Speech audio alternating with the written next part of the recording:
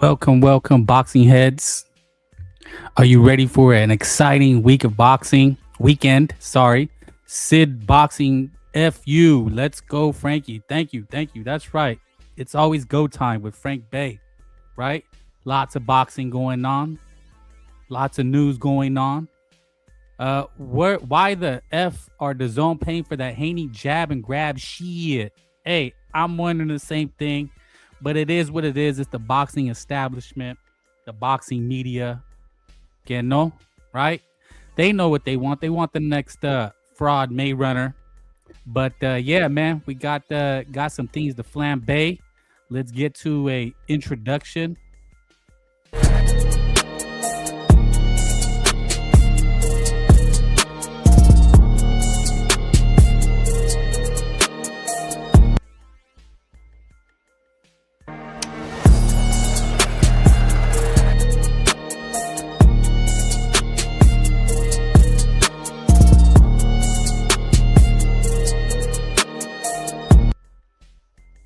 All right. You know how we do it. Then we give you the eye candy. Salute more BC. Think this is a UFC ring girl. She looks a little mixed. Better not be part of my DAZN Ultimate subscription. It bloody will I know. Yeah, no. You're getting screwed with the anything in this new media, right? I guess PlayStation. They said they're not doing physical media anymore.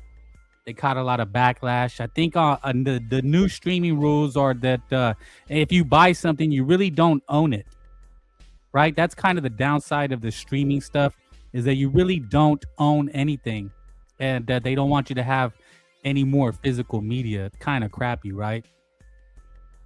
So the big news there, my mic starts to go, and then it goes, and now it's gone, and now it's up. Salute. But yeah, the big news. This is it. Errol Spence, Timmy Zoo. Are you ready? I think Anthony Joshua and BDA. Thank you, BDA. Just did a show. What was it? Today is Thursday, Wednesday. Tuesday. BDA was cooking. BDA was cooking in the lab, and Sunday. Go watch the shows. Yeah, he was really breaking it down. Salute BDA. Thought I would try to do my best to make BDA look good, but I think I always come up short. That's what she said, right? But yeah, always thank you and appreciate everything and everybody. You can be anywhere. BDA in the house. Yeah, he's everywhere in his YouTube streets. He's kind of a lurker. You know what I'm saying? Yeah, Tim Zoo in action. I think Demetrius Dudu Andrade. What up, Frank? What up, Champy? Salute. Hit the like. Gotta tell people, hit the like, subscribe, share. You know all the goodness in your heart. Drop a cash app on your boy. Right? So we can grow. You know, I'm a grower, not a shower. That's Frank Bay. A grower, not a shower. Raise your hand if you're a grower, not a shower. You know, it's one or the other, right? It's all, what do women like, right? I think women says it doesn't matter. It's the motion in the ocean. That's what she said. So yeah, you know, that's the thing with boxing, right? And we got the Devin Haney news. Are you guys excited about Devin Haney breaking the bank with DAZN? Supposedly last night that he breaks the bank. If you remember, Bill Haney was talking about Devin Haney was going to make 100 M's. They're saying 150 M's. He signed exclusively to DAZN. We will get to that. As well. So, you know, Devin Haney trying to take the spotlight and the headlines. I will be dropping the links, so just hold your horses, you know, hold your draws together. I wanted to talk about a couple things. You know how I like to do it. Give you a piece of my mind. So I'm thinking about Errol Spence and Timmy Zoo. And it is pay-per-view. Will you be buying it? As Sid Fu mentioned, it's part of the DAZN Ultimate subscription. Jamel Charlo was supposed to be on the card, but apparently he fell off the card. That's the crazy thing about boxing, right? It's buyer beware. The card is always subject to change. The only co-main event that I think has any merit or weight is Stephen Fulton. He's taking on Liam Wilson. So I know you guys, I know you guys get distracted. So let me see if you guys are here with me. 1, 2, 3. Stay focused. Okay, it's time for workout number 1. Ready? 1, 2, 3. Stay focused. Yeah, I always have to do that to make sure you guys are listening, right? That's what gets your guys' attention in this world. It's like, that's life, right? That's life. You gotta have a little eye candy. You gotta have a little sense of humor, especially in this boxing thing. People get this thing, get it twisted. They take it very seriously, and it's entertainment for me. I was thinking about it. I said, where does boxing and all these, podcasts, listening?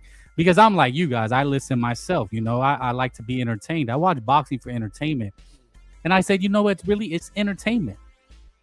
You can't take it to heart, man. All these things, it's all just entertainment, especially when it comes to sports. Boxing is a sport amongst many. It's a very niche, and you guys love it like I do. So, at the end of the day, it's entertainment. I have a little fun with it because I was thinking, I was like, I was wondering, do I not take it serious enough? And I said, no, man, I really like the aspect of the comedy aspect, having a critical take on it as well. Is Spence drunk in that picture? No, that's his fight with Terrence Crawford, if you don't remember. That was the beating that he took, right? And if you look at the thumbnail, the picture that you're looking at, that's Tim Tszyu. We forget that Tim Tszyu took a hellacious beating too. This is a battle of washed guys on pay-per-view.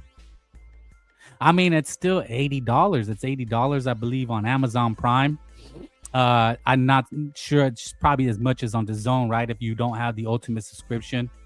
Sid Boxing FU. I'm half looking forward to Spence Tszyu fight, but the rest of the card is dog shit, and so is all the Joshua card in my neck of the woods. And that's kind of the thing with boxing, right? This is what boxing constantly does to us. They tell us to we have to take it and like it. Because without it, what are we doing, right? Really. As someone that I come on, I talk boxing.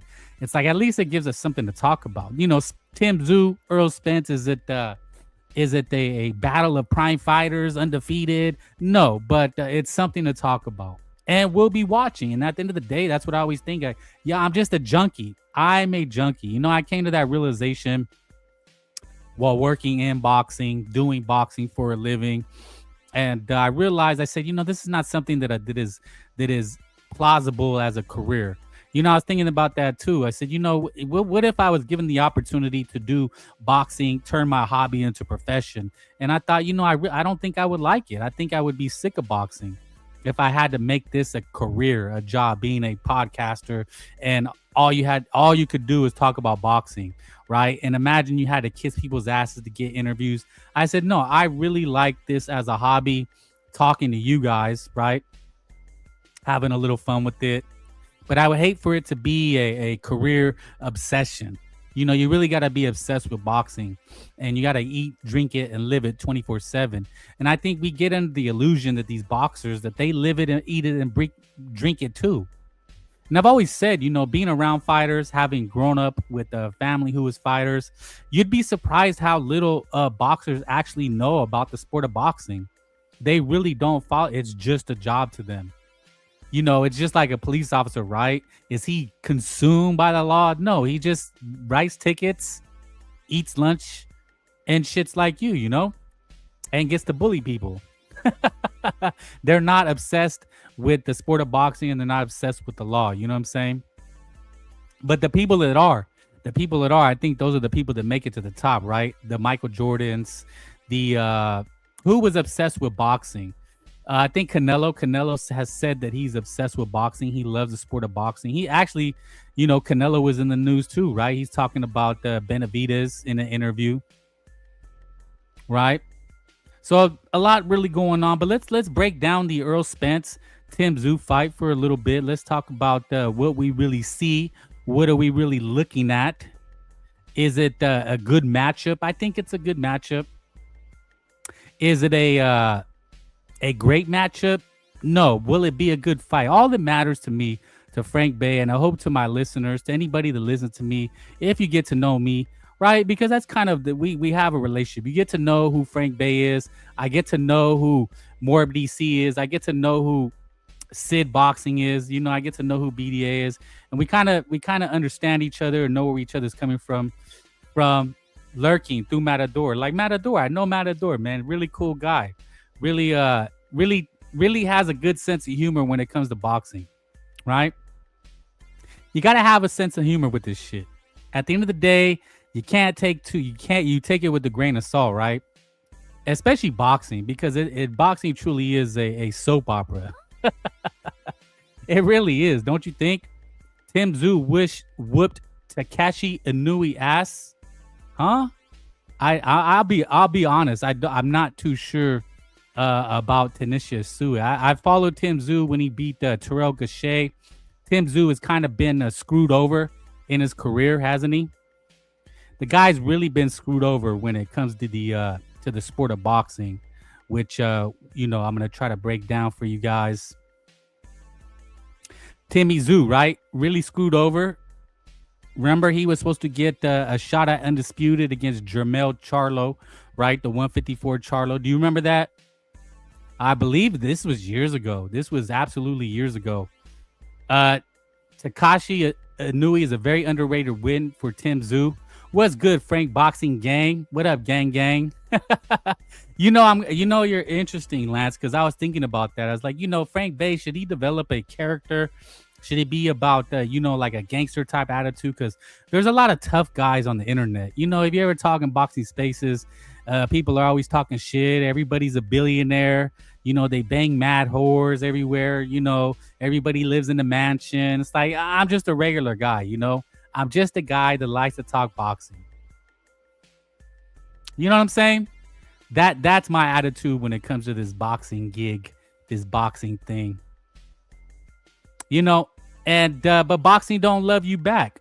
Oh yeah. Exactly. Boxing you love boxing, but boxing don't love you. That's something I came to realize working, doing the boxing thing, thinking, would I like to do this for a living? Even this podcasting thing, right? Like Drew Titan, I've heard of that guy. Both the dudes that beat Tszyu were giants compared to him. You sound like Ryan Garcia, Frank A1 Free. I do? Well, I wish I had his money. Shit. How about them apples, right? Have Ryan Garcia bread. Would I be talking boxing? Would I be doing boxing? I think I would have like a studio or something, right? I'd be doing it to that level rather than just on the mic. But I don't think I'd want to show my, be a character, be my real person. And, I like being anonymous. You know what I'm saying? But let's look at Tim Tszyu. Let's break it down a little bit. Let's look at some of the stats for you stat heads, right? Some of you guys. Does anybody bet on boxing? Are you guys bettors? You would be the Anthony Cumia of boxing, if you know what I mean. I don't know. Who's Anthony Cumia? Is he a cool guy? You being a hater? Ryan is a steroid cheat who lost to Rolly. Well, Danny Medina, you're just a hater. If you want to go on a crusade, a tyrant, go ahead. But let's look at view the fight info. So let's actually just go what the weekend looks like. I like to cover everything. Andrade versus Atadi. Is anybody interested in that? It's on Friday night. He ain't no face of boxing. He's more of a face than boxing than anybody else. How about that? I will be dropping the link, but hit the like. If you want to hop on now, just let me know. But I like to cover a couple things. That the world is turning. The more news is coming out. But let's keep it small fry right now. So Demetrius Andrade is back in action. I thought the guy would have given up by now. Alfredo, yo. My guy Ruben Aguilar got robbed in Pro Box. Oh, yeah, I seen that. Is that when the ref whispered stop? Yeah, that was some BS. Disgusting. So Andrade is back in action on the zone on a Friday in Michigan. If you guys are interested, then Saturday morning, Anthony Joshua is fighting a can of Pringles. Does anybody care about that? Well, I got things to do in the morning. I don't really care for boxing in the morning or the afternoon. I like the Saturday night, get the fam, get my food. You know what I'm saying? Tank is the face of boxing. Hardly. The guy doesn't fight. So is anybody watching the Anthony Joshua? Is anybody going to watch? I'm a boxing junkie and a boxing head. But then I have my limits, just like, I'm a pussy monster. Frank Bay likes the stank. But I have my limits there too. I'll pound a torta here and there, but I got my limits. Andrade's my limit. I don't know. I just can't do it. I have standards. But you know what? Sometimes I once I start drinking, those standards go out the window. So I might just watch it. Frank Bay is a boxing junkie and I can't stand it. I need help. Who has a remedy, right? Do you have a remedy? I think we're all boxing junkies. Just got to deal with it. Adam Hurley, thank you. Hit the like. I talked on Andrade on Punch podcast. I was the only one. Salute to the homeboy, right? Hey, man, look, man, these guys, they're accomplished. I may shit on doo-doo Andrade, but he's accomplished. He's done some things. I'm sure he's made a couple bucks. And you can't hate on the kid, right? But it's about my entertainment. I just want good fights. I just want to see a good fight. That's why I like Errol Spence and Tim Tszyu. I think it's going to be fun and entertaining. But Andrade against a nobody, his fights weren't even entertaining unless he was getting beat up by David Benavidez. Boxing bunkie. Oh, yeah, you caught my slip, right? Fraudulent slip. Andy Ruiz is done and shot. Maybe not. I don't know. But I think that there's probably more likely that he is. Well, I don't know, man. Everybody has their opinion, but he's back. He's a champion, as Brian Garcia right there. Fury is the face of boxing too. I would not go that far. Maybe for the UK. Moving on. So Anthony Joshua versus a can of Pringles, and there's no hype. I don't think anybody cares about this. I think it is the Zone Ultimate pay-per-view. On the undercard, Shiraz against the can. Everybody says Shiraz is the boogeyman of 168. He is on a collision course for Canelo.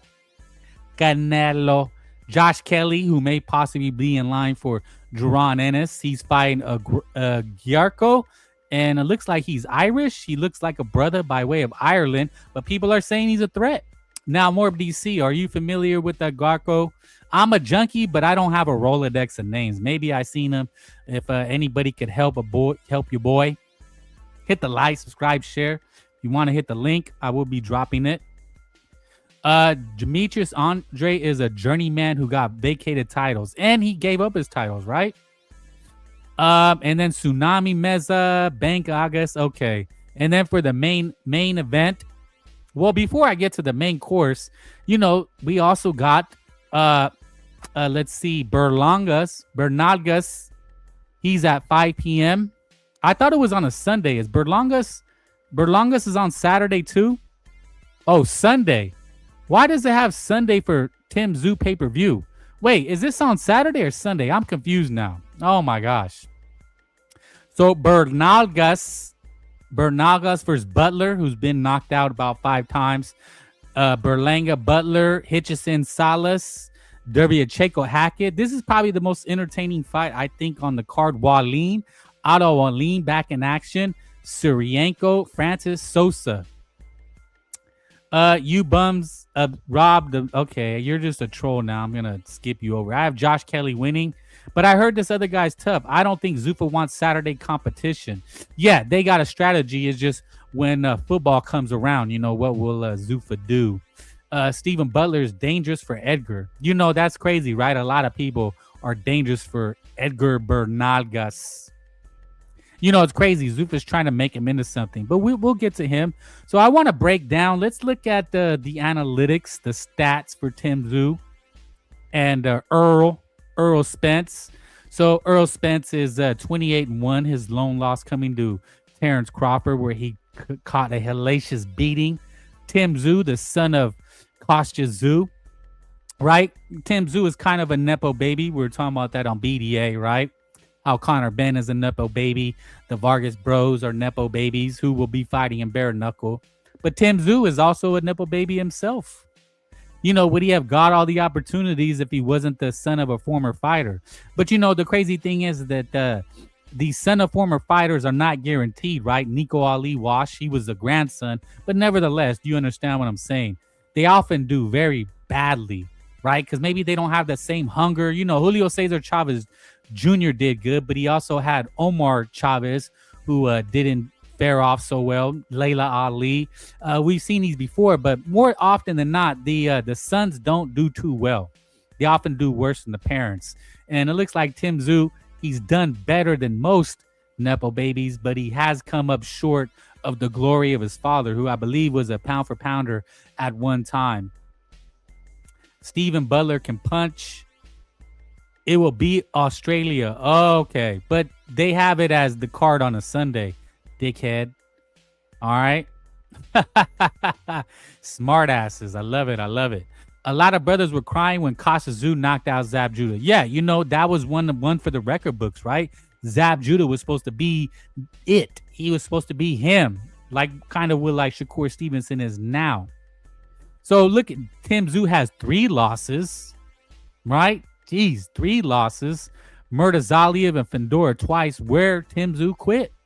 A lot of people are not mentioning that. I know we're saying Errol Spence is shot to bits, but he did quit. That's the crazy thing. He's a quitter. Now, I don't know if you call him a quitter. Errol Spence is 36.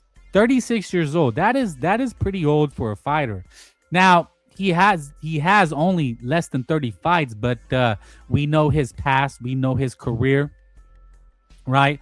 We know his dalliances out of the ring. He did not live a fighter Spartan lifestyle. So he's probably maybe 45 in terms of boxing years, right?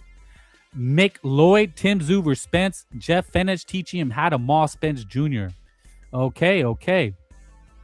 Tim Tszyu is 31, so, Tim Tszyu is no young spring chicken. I will be dropping the link. Tim Tszyu is no spring chicken. He has less than 30 fights, but he is, as terms of mileage, in terms of beatdowns, Tim Tszyu might as well be 40 years old. So this is a pay-per-view matchup. This is what we have, right?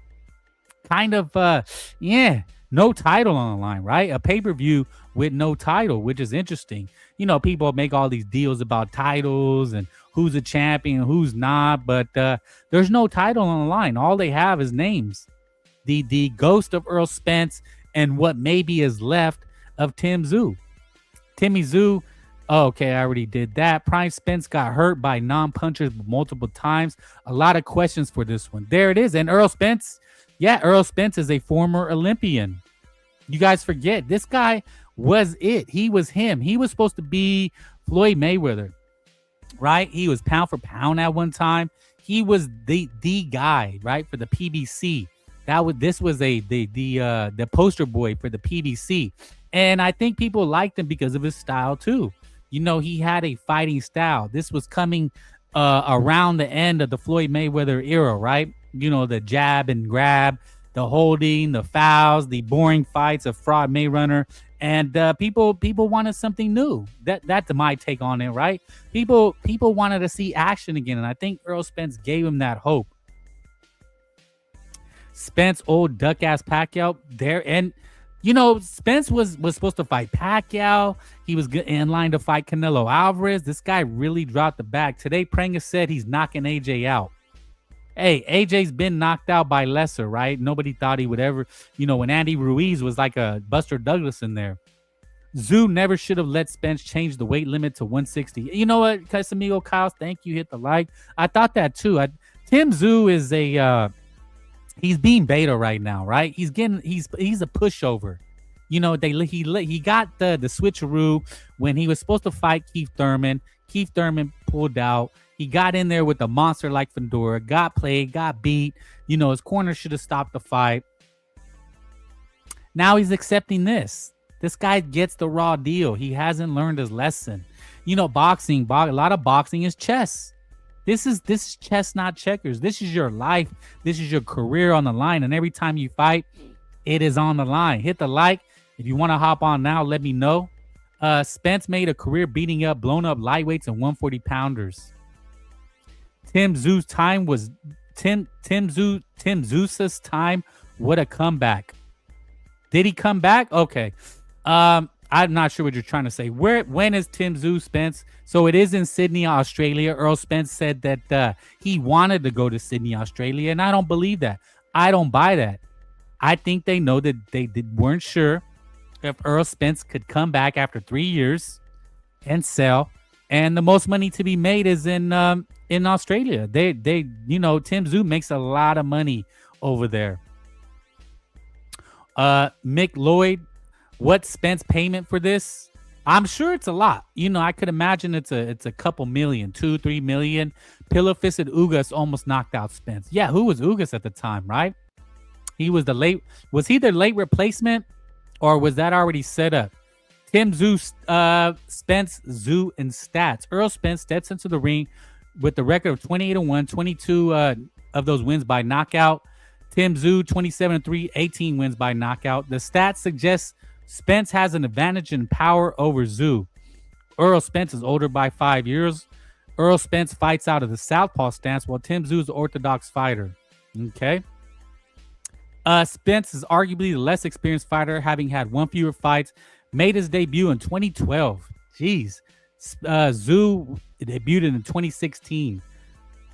Spence Jr. has beaten 4 of his last 5 opponents.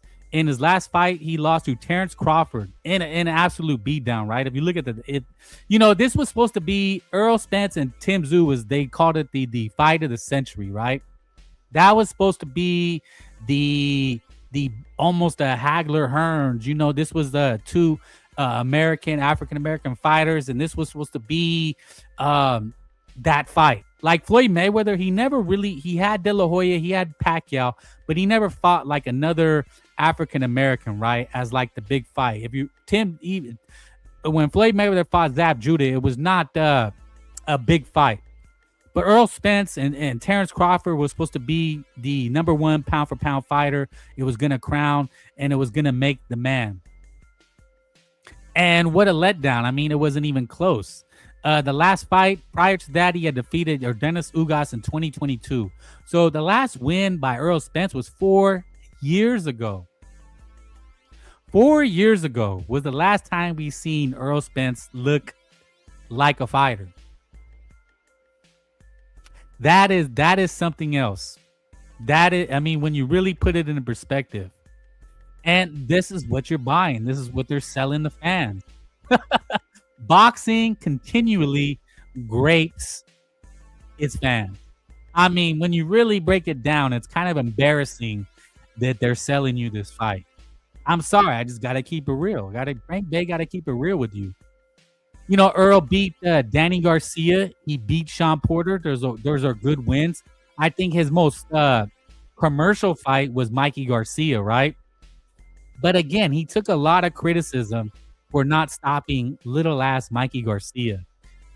That's what people said, and when you really think about it, Mikey Garcia really had no business jumping up 2 weight classes to fight Errol Spence. That was supposed to be Errol Spence's coming out party, right? The link is in the chat now. I will pin it. So if you want to hop on, talk about whatever you want to talk about, Errol Spence, Tim Zoo, Devin Haney signing, Anthony Joshua, Tyson Fury. Spence best win is a damaged Kell Brook. Yeah, that was when he really came onto the scene, right? Was when he beat Kell Brook, and it was impressive. But as people noted, Kell Brook was damaged goods. He had took a beating from Gennady Golovkin, Triple G. Kell Brook dared to be great, moving up weight classes, and really took a hellacious beating. And then Terrence Crawford comes in and cleans up the pieces, right? So looking at Timmy Zoo. Timmy Zoo has beaten 3 of his last 5 opponents. He last defeated Dennis Nurja April 5th. I seen that, and it was a lackluster fight. I got to tell you, beating Neris Nurja, it looked weak. It looked fake to me. Prior to that, he defeated Anthony Velasquez in 2025. Going into that contest, he had been defeated by Sebastian Fundora on July 19, 2025. So basically, this time last year is when he quit against Sebastian Fundora. they're gonna be crying like they did versus Thurman, but this gonna be worse. They really think Spence is better than Thurman. Gonna destroy Tim. Salute Mexican boxing. Thank you. A1 free. So the link is in the chat, guys. Hit the like. Kell Brook said Bud was the best fighter he ever fought.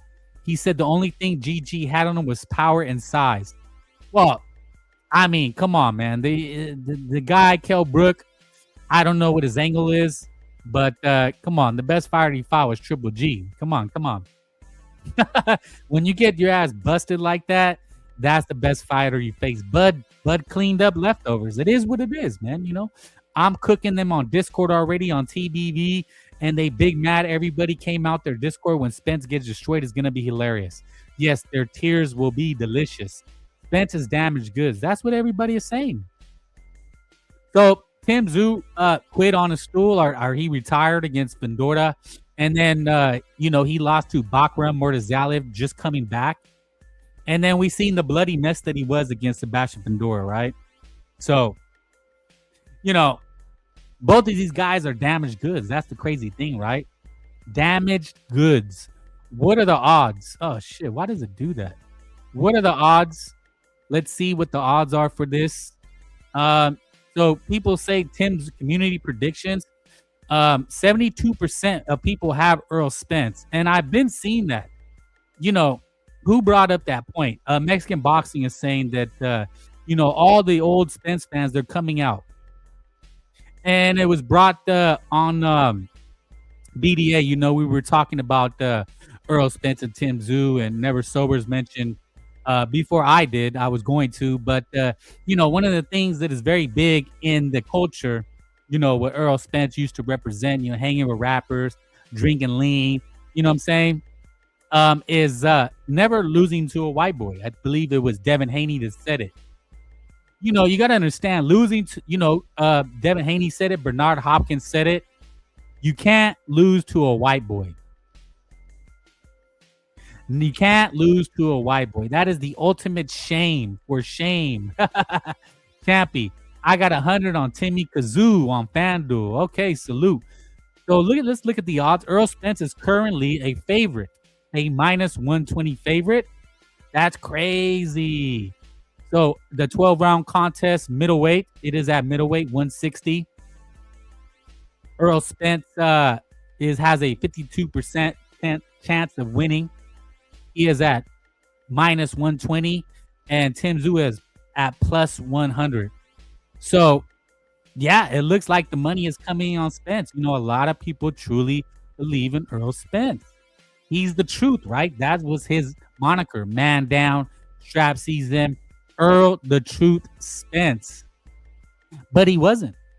He just wasn't the truth. Bud Crawford put the smackdown on him. The absolute smackdown. Bookmakers made Errol Spence a slight favorite against Tim Tszyu. He is currently minus 120, 53%. Errol Spence opened at minus 110. However, that price has now got wider by plus 110. Tim Tszyu opened at plus 90. Hit the like. Hit the link is in the chat, guys. So we are just breaking down the analytics, right? Errol Spence is 36 years old trying to come back. He is 36. And in terms of 5 years with the lifestyle that he lived, he's got to be like 40 plus. There's that picture of him with bitch tits. But for some reason, and I think it's American bias, cultural bias, Errol Spence is the favorite. But, understandably, Errol Spence has never fought out of 147. He'll be at 160. Tim Tszyu has fought at 154. He has obliged Errol Spence to fight at 160. But we've never seen Errol Spence above 147. He looked emaciated. He looked like a dead man walking against Bud Crawford. That's something that a lot of people, they don't like to acknowledge. Errol Spence was dead going into that fight. He talks about man down. He was man down. I got Stephen Fulton winning robbery against Liam Wilson. Golovkin has an iron chin unlike Spence and Crawford. Golovkin was a beast. Spence got destroyed. I'ma love this. Well, Mexican boxing, we know who you're rooting for, right? The white boy. White boys got power now, right? Why do white boys always get disrespected? I'm tired of the white boy disrespect. We need to stop disrespecting white boys. If we're honest, white boys run the sport, right? Tyson Fury, Alexander Usyk, Dmitry Bivol, Beterbiev. It's white boys. Maybe we say European, but they white boys. Then white boys is handing out ass whoopings. So we can't use the white boy thing anymore. I'm sorry. We just can't. He looked so thin versus Tim in the face-off, and he looks like he can get knocked out easy. Canelo versus Golovkin was a fixed fight. Damn. Okay. Well, there it is. There is the breakdown. I was very surprised at what I seen, what I noticed. That's crazy. There are a lot of Errol Spence believers. Belief is a hell of a drug, man. That's the thing about humans. We can make ourselves believe the strangest things, right? Do you believe in aliens? Are aliens real? We've never seen one, but people believe they're real. We have no proof or evidence, but we still believe. That is the crazy thing about belief, especially when we have love, right? It's like loving a girl, right? Imagine loving a whore. A whore. Imagine being in love with the whore. You just want to believe she's going to change, right? Women love that. They love dating bad boys, right? Women love the bad boys, right? Because they believe they can change him. When he smacks her around, he just takes it because we want to believe in what we love, right? We want to believe people could do better. Here it is. Errol Spence. Can Errol Spence Jr. be on the pound for list again? This was crazy when I seen it. And this is the level of fandom that Errol Spence had. This is interesting. I want to hear this because it goes to the belief, the delusion. Spence fans getting hyped over some training videos of Spence. It's all just muscle memory. First real punch or two dudes gonna check out. Hey man, you might not be wrong. I saw multiple moments when Golovkin was pulling his punches against Canelo. Okay, well send me the videos, but I'll listen. Rat Pack Truck Company. That do lot lizards count? Well, Rat Packs, it depends. Do you want to change her? Do you fall in love with a lot lizard? Do you believe she can change? I think it's an ego thing. We believe we can change people. And it's also our human compassion, right? We want to believe people can change. And you know why? Because we want to believe we can change. If we believe in others, that they can change, we believe that we ourselves can change. But sometimes a Libra don't change his stripes, right? Is that the saying? Did I get the saying correctly? Spence is past his prime with no tune-up. But belief keeps us going, right? Belief keeps us going because if we didn't have that belief, if we didn't have self-belief, then there'd really be no point to continue going on, right? It's just like with boxing. Boxing continuous bends us over, but we believe it'll get better, right? So let's see what Max Kuckerman is saying with can Errol Spence be on the pound for pound list again? This ought to be good. Let's see. I think it's only 35 seconds. So let's see what Max Kuckerman will contrive. This Saturday, Errol Spence fights Tim Tszyu in Australia at 160 pounds. Mike, you mentioned it before. As the fight draws closer, it gets a little more interesting, doesn't it? All right, the odds say there's a 50-50 matchup, guys. Errol Spence, 50-50 with Tim Tszyu. Both guys are at minus 150. Guys, Errol Spence was once considered a top 5 pound-for-pound fighter. Let me just say, I believe correctly considered a top. So there it is. They're glazing Errol. He's a former top 5 pound-for-pound fighter. When I was break, salute BDA, hop in anytime. We want to believe. What you say, Mr. BDA? First of all, it sounded like you were doing the. Can you hear me, by the way? Yeah, loud and clear. Fantastic. Thank you for having me, man. It sounded like you were doing the Rocky IV speech. And if you can change, then I can change. And if you believe, I mean, come on. I don't know what's going on here. As far as what? Well, no, first of all, that I hadn't seen that clip that you just played. I am aghast. I am amazed. But somebody in the Discord just pointed out, Jack Cousteau said that the odds have finally dropped in. And I don't understand how these fucking odds are working. But based on what you said there on that, what you showed on that Inside the Ring episode, the fact that it's almost a 50-50 fight. I don't know what's going on, man. I really do the bookies know something we don't? Does Tim Zoo suck that much? Are people just stuck on the fact that Tim Zoo's lost 2 of his last 4 fights, or however many that may be? I really don't understand it, Frank. I mean, I'm hearing you breaking it down. Usually people are stuck on the last performance, right? True. So if you win, if you look fantastic your last performance and you don't fight for 2 years, that's the last thing people remember. The last thing people should be remembered from Errol Spence was that he got the dog crap beat out of him. Is it because it was Crawford and therefore, it's Crawford, nobody else other than the Crawford, nobody else can beat Spence? I mean, what's going on here, Frank? Break it down. Okay. Well, Lance Meyer, you got beef with Lance. What up, Jack? BDA, what's up, jackass? What'd you do to him, BDA? Who knows, man? You got enemies everywhere. I know I pissed them off for some reason. I don't know why. But yeah, break it down, Frank. What is this? Are we missing something with this matchup? I think it's exactly what you said. I think you just wanted to pat yourself on the back, right? You knew what you were doing, Mr. BDA. What do you mean? You're not slick. It was a softball because you said it. It's the nostalgia with him beating Errol Spence. I mean, that it was Terrence Crawford that beat him. So it's not losing anything. If you lose to a legend, you don't really lose anything.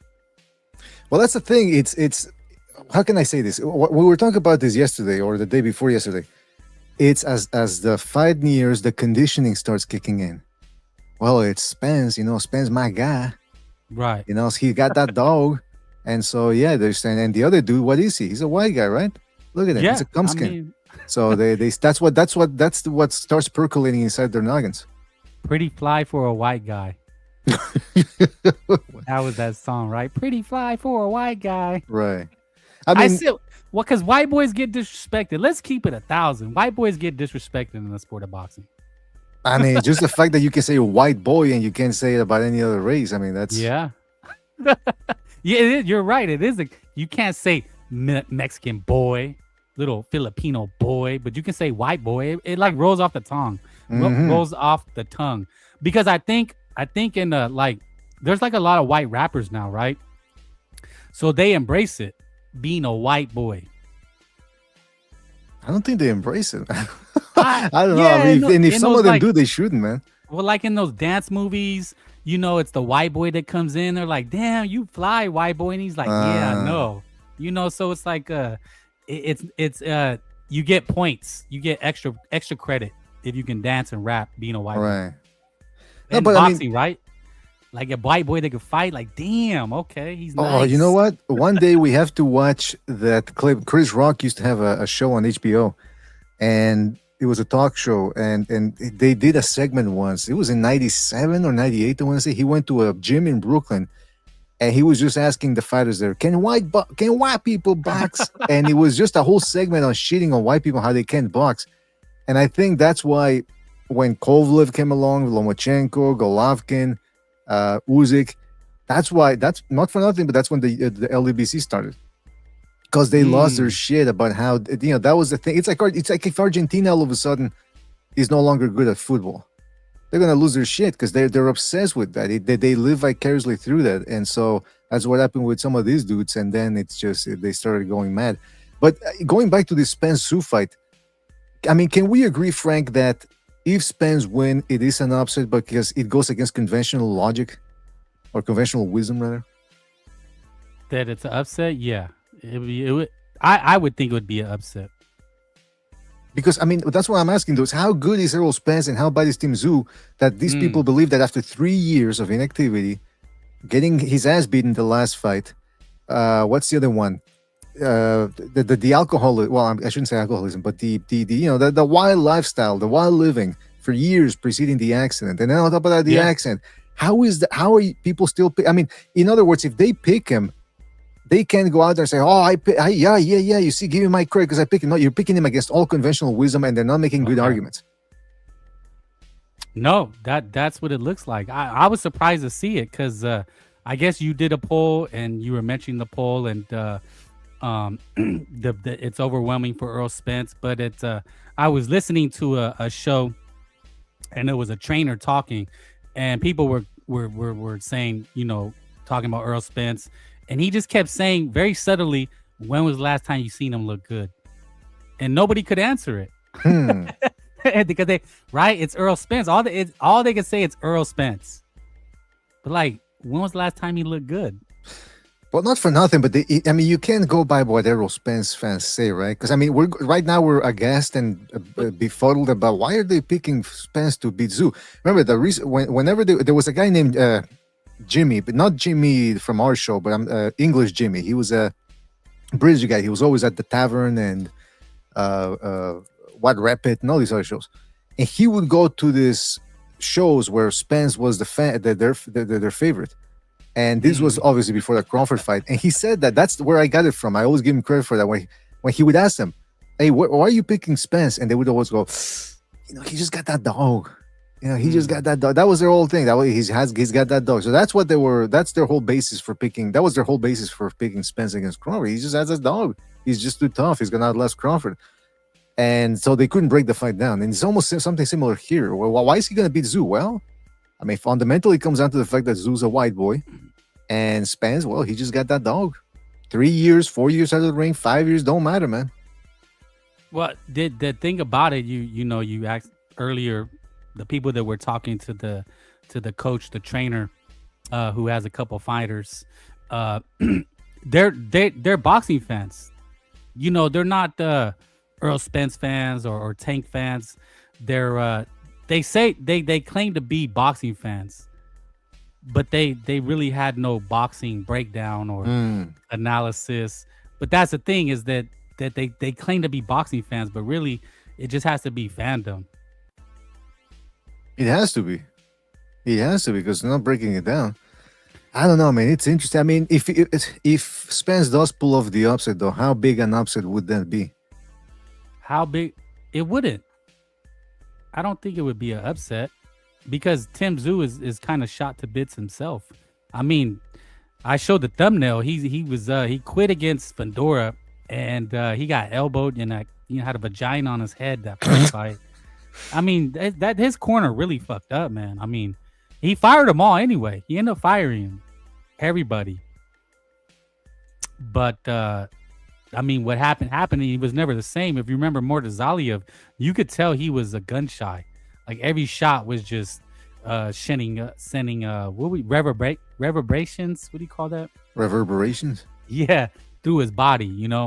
The last two wins are some Nersian and some Mexican dude that laid down.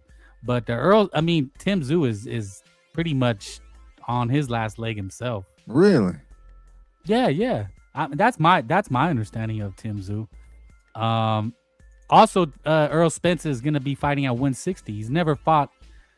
Wait, didn't he fight above 147 at one point in his career? I don't know about that. I want to say in the Olympics, he actually fought at the higher weight class. Oh, he did? Yes. Interesting. I remember seeing that infamous video of him getting outboxed in the Olympics against another Southpaw guy who was just boxing circles around him.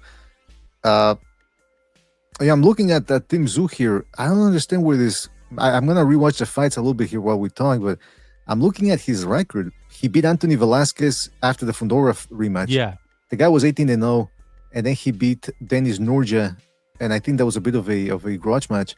And that dude was 20-0. Now, obviously, they're not exactly world beaters, but what I'm trying to get to here is the fact that if he was shot to pieces, I think those guys would have made him look that way. You know what I mean? I mean, do you think he's looked that way in those last couple of fights? Say that again. I'm sorry. Do you think Tim Tszyu against those guys has looked shot against those guys? I mean, he looked okay. I wouldn't say he looked shot, but there's just something. For me, it's always the reflexes. Mm-hmm. There's a certain level of reflex that I want to see as far as punch reaction, responding, and he doesn't look like the Tim Tszyu before the Fedor fight. Before the Fedor fight, I thought he was going to be competitive against Charlo, but now I just don't have him beating anybody of significance. So that's how. Well, let me look ask you. at it. Can Go I ask you ahead. this though? So if Yeah. Zoo, so because I'm trying to get a feel on what people are thinking about this fight. So if Zoof beats Spence, now are you gonna say, well, he's not that shot, or are you gonna say, well, he was shot and Spence was shot? It's just that Zoo was less shot, or like, what's gonna be your take on if Zoo beats him up? That Tim Tszyu was just less shot. Interesting. Yeah, Well, I mean that's my honest opinion about it. Well, Mali Nagy said, I think he said it best. He was doing an interview with the Boxing Voice, and he said, well, look, we'll know when we'll know. Meaning, we can speculate all we want, and that's what we're doing because, it's a boxing show. But at the end of the day, the only time we will know is after the fight what exactly each guy had left and whether one guy or both guys were shot.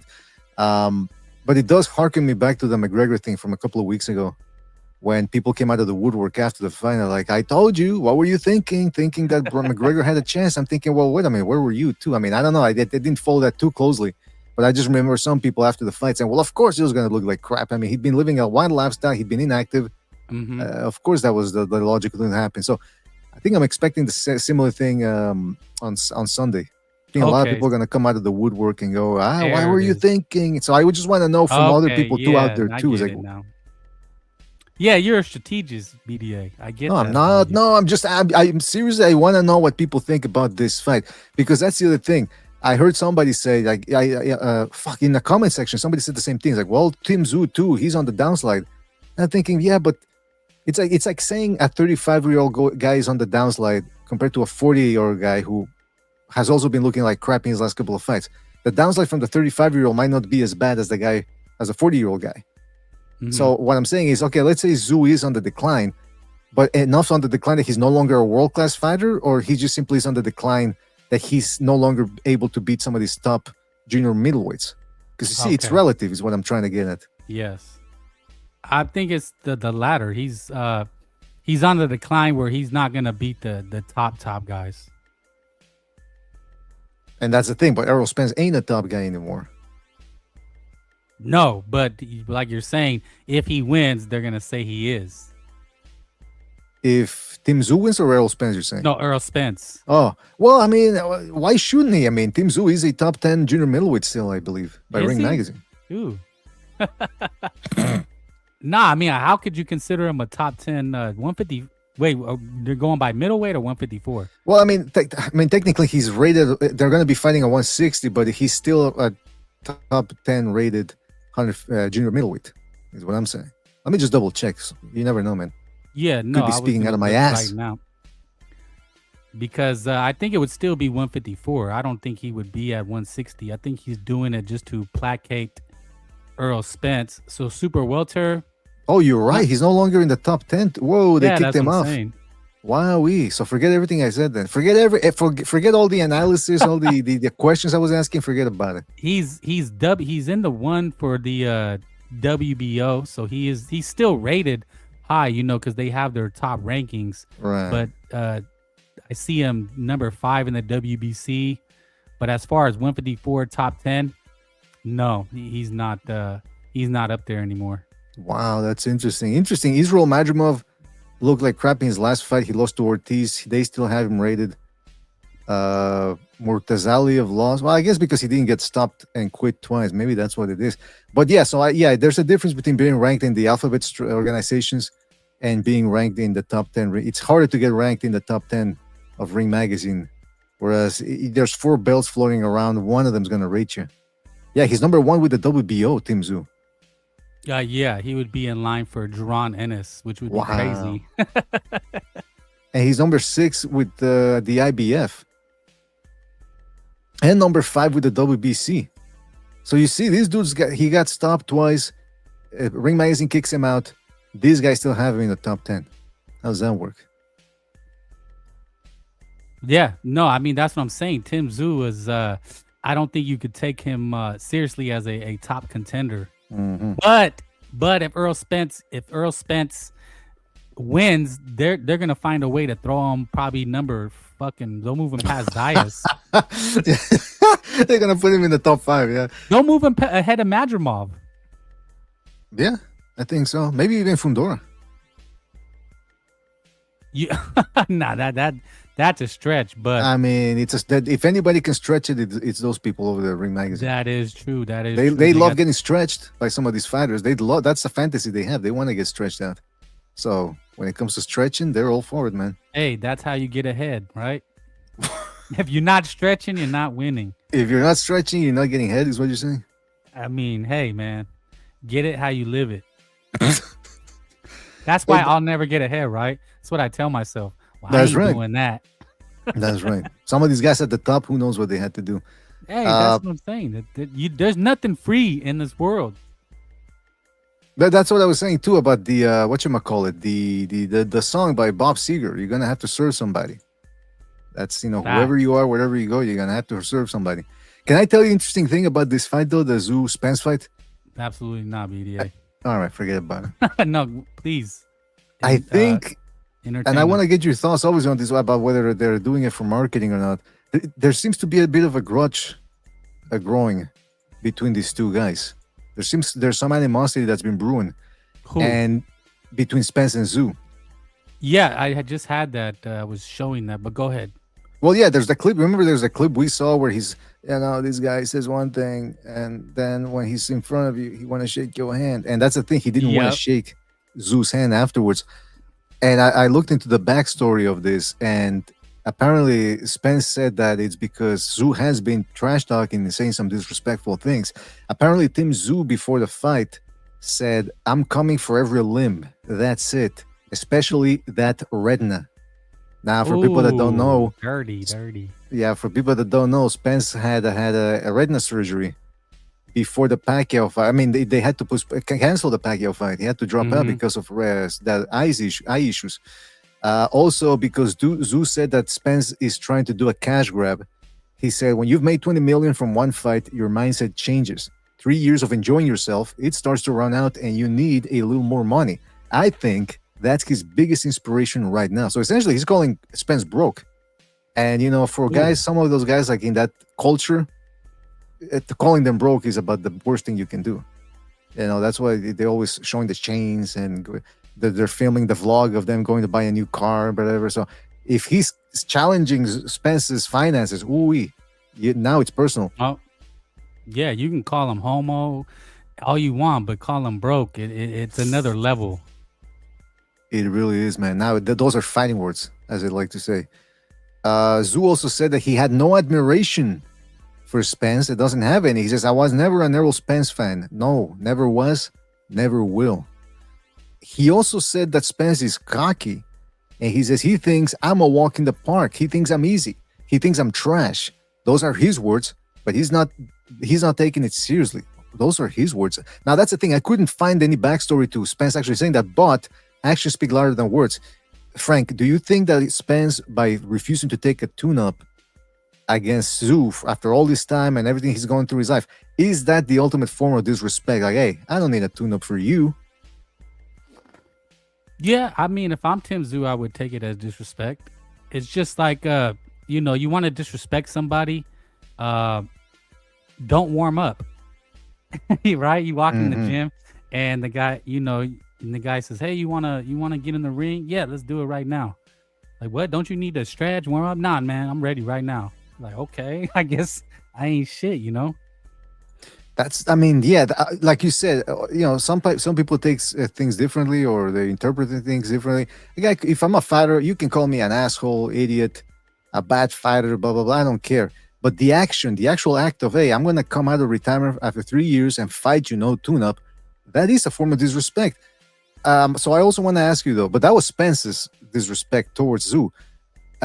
Zoo also said that he's been very blunt and direct about what he wants to do to Spence. And he says, I want to hurt him. I want to do damage. So just to recap, he said he's coming for the retina. He said that Spence is pretty much coming out of retirement just because he needs the money. He says he was never a fan of Errol Spence. He called him cocky and he wants to hurt him, which is kind of like the same thing as number one. I'm going for the retina. Mm-hmm. Yeah. Which one of those do you think is the most disrespectful? And if you want me to refresh your memory, just let me know.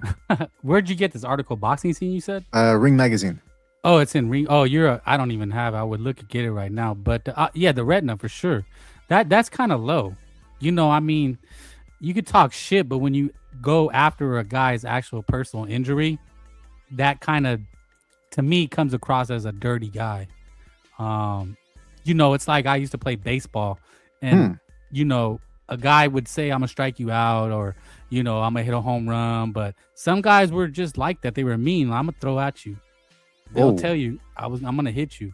So don't be standing on home plate. You know, don't be standing near the box. That's what they call it, right? That lingo. So there's certain things, right? Even in a brutal sport like football, like you can tell a guy, yeah, I'm gonna fuck you up, I'm gonna tackle you, because that obviously that's sport, right? But if they say something like, I'm going for that ankle, that's like a no. That's a dirty mofo. That's a good point. I can understand that. Just playing devil's advocate, if I'm Tim Tszyu, I would say, well, look, plenty of people, one of the things that people overlook and don't criticize is when people have moles in other people's camps. It's like, oh, that's, you know, Sugar Ray Leonard say, well, everyone does it, you know, because he said he did it to a bunch of guys. So I would think, well, wait a minute. I mean, it's boxing. What are you supposed to do? Not go? Is he supposed to avoid hitting the retina? You know what I mean? That's what I would tell Spence. Like, why are you taking this shit personally? I know your weaknesses. You probably know mine. It's like if Errol Spence said, I'm going to knock him out because he's already been knocked out before. Well, of course, that's what you're supposed to do. Well, you're going to say, well, I don't want to knock him out again because, you know, poor him. He's already been knocked out twice. Yeah. I mean, there's sportsmanship. You know, there are unwritten rules. But I'm like you. I don't draw the line. It's like, I mean, we're in a fight. I'm gonna go at everything I can.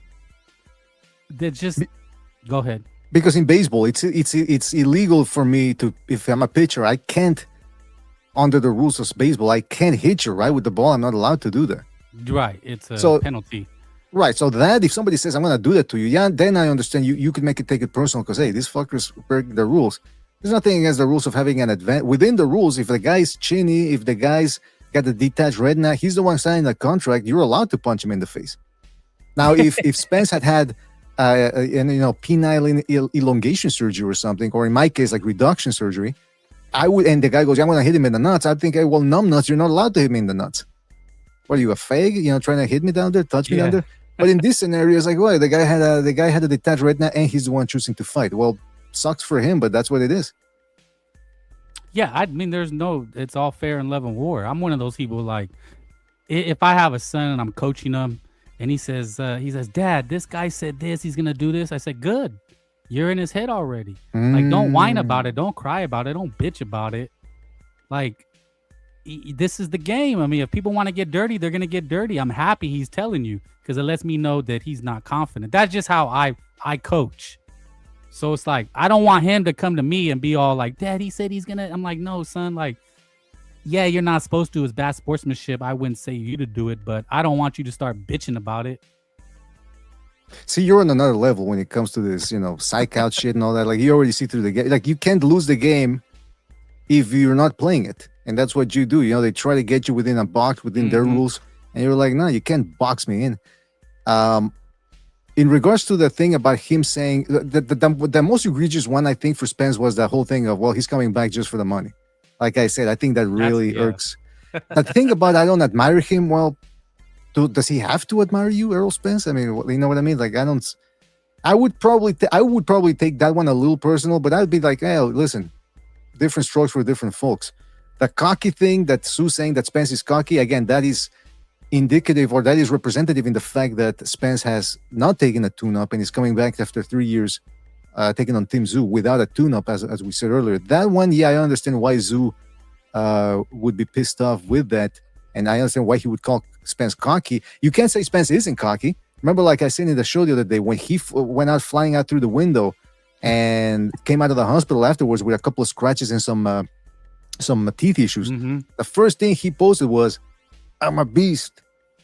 I'm a beast." So yeah, you're cocky. You're flying out the door, the window of a car, and instead of saying, "Hey man, I know I could have hurt somebody. It was really irresponsible," blah, blah, blah. Now the first thing is he makes it about him. "I'm a beast. I'm a dog. Woof, woof, woof."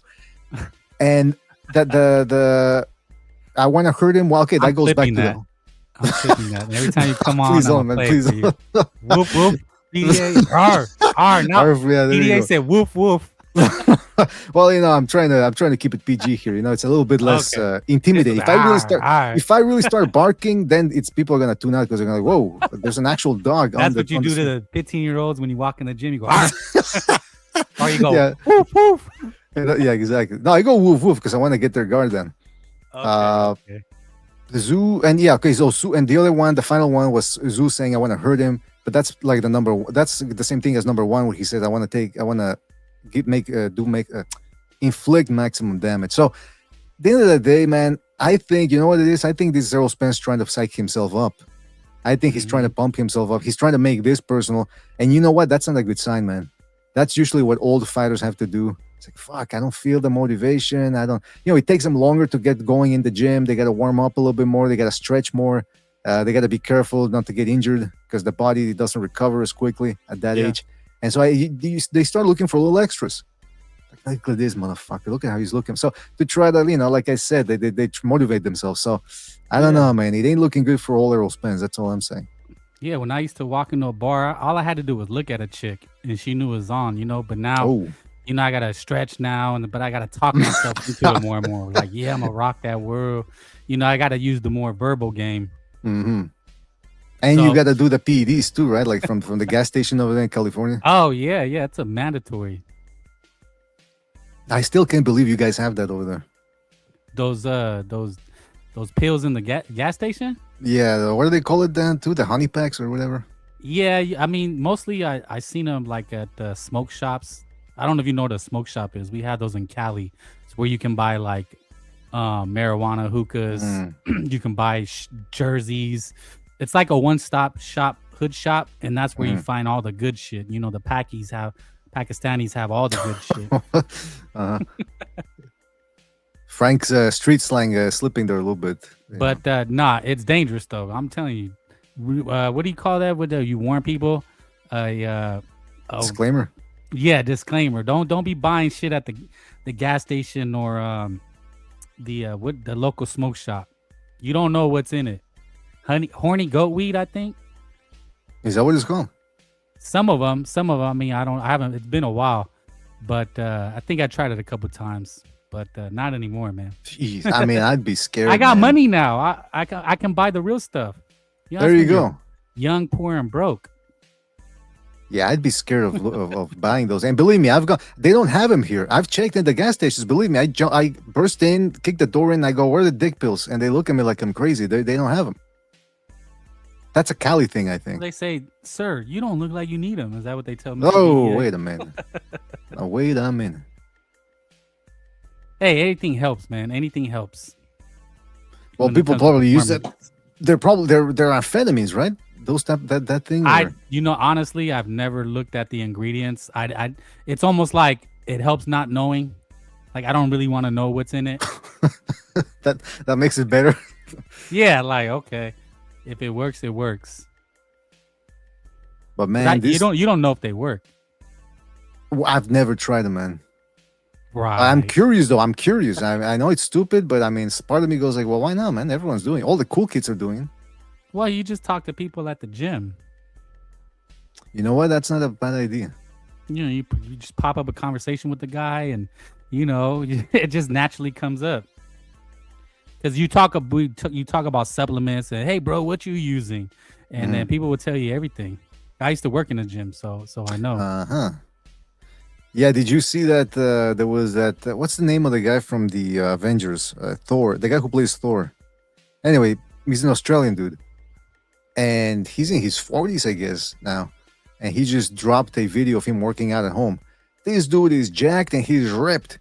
And of course, if you read the comments, the first thing people are saying is, it's 19 comments straight. It's people just making fun of him for steroid use. But I'm thinking that's so dumb how these celebrities, they just refuse to admit that they're doing steroids or PEDs because they're not athletes. They can do whatever they want. As long as you're not an athlete competing against somebody else, I think you should be allowed to. I don't think there should be a stigma around that. I remember when the Henry Cavill, the guy who played Superman a while back, and supposedly he gave the story of you know, when I they hooked me up with the personal trainer, the studio hooked me up with a personal trainer, and the first day he comes up to me, he goes, "All right, so what do you want? You want to do steroids or you want to do HGH?" And supposedly the guy said none, and the trainer said, "Good answer." Because if you would have said either one, because if you would have said either one, I wouldn't have trained you. I go, come on, man. Right. That's a good one. Why is there this stigma about these actors that they want to really make it? I guess they're so vapid.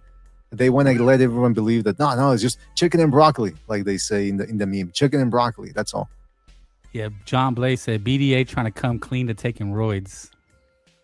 I mean, look. I've asked Jimmy on shows. We did a steroid show over there at Sacro Renaissance. I think it's still up. And I asked him, well, what should you do? And again, I'm not telling, this is Jimmy, this is what Jimmy said. So don't say, well, Jimmy said it, so I can do it. I'm just telling you what he told me based on his use of things and his experience with them. Right. He said, look, if you're entering middle age, the best thing is get your doctor to prescribe you HGH. That's what he said. And apparently they just give you a little bit. They give you little doses. Because but the thing I'd be afraid with that is for people that don't know, human growth hormone essentially keeps everything growing. So your hands gonna grow, your ears are gonna grow, so that's why you see guys like Stallone and Joe Rogan. If you look at their hands, because they do AGH, they look like the skin is stretched because everything just keeps growing. I don't know. I don't think it should be though, because I don't think the bones keep growing. I just think it's the flesh that keeps growing. Oh, that's the other thing. In the intestines, that's what he's told me too. They keep growing. Ooh. So that's why sometimes you'll see guys on HGH with the HGH gut, because that shit just keeps growing. So I'd be afraid of that, man. I would just say, look, can you just give me the TRT, the testosterone replacement, and that's it, man. Yeah, I mean, I'm a pussy when it comes to drugs and all those things. I'm one of those people that get freaked out taking anything. Mm-hmm. Like even taking creatine, I was like, oh shit, I feel like different, or pre-workouts. I start getting the jitters. I'm like, I don't like this shit. So going that extra miles, like you said, if you're an actor or a movie star, then it's understandable. But just being a regular person, just being natural is best, dude. It's you gotta constantly keep buying all this shit. It's expensive. A normal That's the thing, yeah. Is you're talking about hundreds of dollars, and that's the weak stuff. Yeah, that's the other problem is, okay, well, what happened that supposedly, because Jimmy said that these physicians now who prescribe these things, they got the science down to a T, so they know the correct dosage and everything. But I'd still be worried, man. What's the long-term effects of taking these things throughout so many years? It's just about banging bitches, right? Well, that's what I've heard from. I've heard from people that say that people who are middle aged and they say they start taking testosterone replacement therapy or that they were placed on it. They say they feel like they're young again. I mean, not like 20s again, but they feel better, way better than before. And they say they actually feel like they have more energy. Everything there's a certain effervescence that arises when you're taking that. And I'm thinking, well, yeah, there you go. Well, with anything, you're gonna feel better. But like you don't know what's going to happen in a year or two, 2 years, 3 years down the road. Mm-hmm. It's always what is it, the pros and cons. There's going to be downsides to that. And a lot of it, to me, being in the gym, when I was in the gym, it's a culture. When you start doing that shit, it's a cultural change, man. These people, they live that lifestyle, the bro culture, the bro workout culture, and taking TRT. You start wearing those Samson Liquid shirts, and you start wearing gold watches. It's a whole thing, BDA. It's a whole lifestyle thing. The one that really makes me scratch my head is, I'm all for a healthy lifestyle, an active lifestyle. Go to the gym, work out, go out and sprint, whatever you got to do to maintain yourself in good shape. But it's these people, like you said, they turn it into a culture thing where they're upset. And it happens in Brazil. There was a documentary about that people that start suffering from, I think they call it body dysmorphia or whatever, when they feel they're not good enough, they're not big enough, they're not ripped enough, and they're obsessed with working out. And you would think, well, isn't that good to be working out? No, but it consumes their life. And it's funny when sometimes on Instagram, these people that are bodybuilders or whatever, the fitness freaks, And there's always somebody criticizing them, by the way, like, oh, why are you so obsessed with it? And they always reply by, I have a strong mindset. They equate it with discipline, which is true. I mean, there's a certain level of, if the discipline that it requires. Some people don't even work out at all because they got no discipline. So there is that. But then there's the people that equate it with warriors. I remember somebody said, hey, man, why do you focus so much on your body when eventually it's going to wither away? And the bodybuilder guy posted a quote from, it's a Greek or somebody who said, philosophers take the back seat when the warriors are needed or something like that. I forget the exact quote. And I'm thinking, wait a minute, you're not a warrior. You're a bodybuilder. Like, what the fuck are you talking about? Just because you work out doesn't make you a warrior. It's like Tank Cabot said when he was on Joe Rogan's podcast. He said, just because you do jiu-jitsu doesn't make you a fighter. Just because you do kickboxing or boxing doesn't make you a fighter. There's a fighter's mentality. And then there's the people who have that fighter's mentality and they become a boxer, a kickboxer, whatever. Those are fighters. A guy who takes, just because you take jiu-jitsu or judo, whatever, doesn't make you a real fighter. You're just a guy who knows how to do judo throws and all that. But what if when it comes onto it, if you get hit in the face and you turn around, you run away, there's not much warrior thing going on there. Yeah, like I said, when I was working in the gym, man, I mean, these people are spending 3 to 4 hours in the gym. The amount of money they spend on the supplements and just taking care of their body. I'm just like, dude, I'd rather live and I can work out, I'll work out and I'll buy supplements, but I don't want to make it a lifestyle where it consumes me. And that's all I care about. Mm-hmm. And it ends up, some of these people, they end up having, being worse off. They end up divorced and they end up, in debt. I don't know. It's crazy. It's crazy, man. It's a very shallow culture. Well, a lot of these guys too, though, now, I suppose, guys and girls, by the way, don't get it twisted. A lot of those people, they get into, they do the fitness thing and then they transition over to OnlyFans. You know what? That's a good point. Because when you were saying that, you were saying, well, these people that do the, the TR2, it's never enough. It's just like when someone gets plastic surgery, they start getting all kinds of surgery. Because you were talking about the body dysmorphia. It's like you're getting in this habit of like self-improvement, but nothing's ever good enough. And then they end up looking like freaks. Right. You have, a 50-year-old man. There was like a guy last year. He had to be like 80 and he was just a freak. Like he looked, you could tell he was like really old, 70, 80. He looked like Santa Claus, but like, I mean, incredibly jacked, but it was like a freak show. Like it's a literal freak show. I'm like, bro, he has to know he's a freak. Maybe he gets off on it, man. Like there's some level of attention seeking going on too. But there can't be any happiness in it, right? Like know. there's no happiness in it. Happiness is being fat. Think about it. I don't know about that. There's plenty of fat people out there that are miserable. But they're happy though. Think about it. They eat what they want. They look how they want. They don't care. That's what happiness is.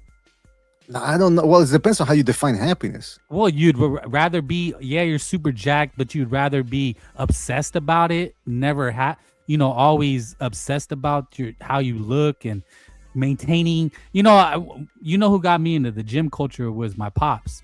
My pops was a gym bro before gym bros. And that's all they would talk about, maintaining. Like this weird, hey, bro, you maintaining? And I always thought it was so fruity. What? Like, maintaining? Maintaining like their physique, like, hey, bro, so that's the like thing. You're slacking. Mm-hmm. So, but they would use that term. Are you maintaining? Yeah. Whoa. But it's like maintaining, like you had to eat a certain food. Like, yeah, right. Bro, I'm maintaining. I'm eating just chicken and rice today. Like, the notebooks. My dad had notebooks about his schedule. Whoa. Yeah. I mean, that's what I'm saying. But they're not happy. But how do you know he wasn't happy? It just, you can't be happy not doing what you want, like not eating cake, not eating hot dogs. Like he was very strict.